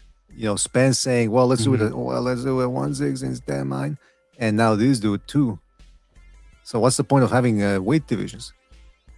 Yeah, no, that's just kind of how they move. You already know they always try to pull some last minute things with the PBC. I gotta tell you, man, this is quite something, man. It's started now with the Spence versus Zoo thing actually being a grudge match. These two changing the weights. I'm actually very interested in this. Yeah, I think it'll be a fun event. I think it's gonna be fun to watch. And actually, if Spence wins, you're gonna go live, right? After it. Probably the only way, yeah. Maybe even if Spence gets the shit kicked out of him, then maybe I would go live for that one too. No, I mean, I think that'd be interesting. But Mr. BDA, I think I gotta wrap it up. Really appreciate it. I think maybe you're thinking wrong, man. Huh? You said I think I have to go. And I said I think you're thinking wrong. Oh no, I gotta go. All right. Well, thanks for having me, Frank. Yeah, good show, man. Good show. Yeah, it was a great show, man. We covered a lot of ground. And we'll have to be on Catch Your Next Live. Absolutely. Hopefully we have good news like today to talk about this. For sure. Well, there should be more, right? I think tomorrow's the weigh-in, and then we should get some more announcements. Yeah, let's hope for something exceptional to happen on Saturday.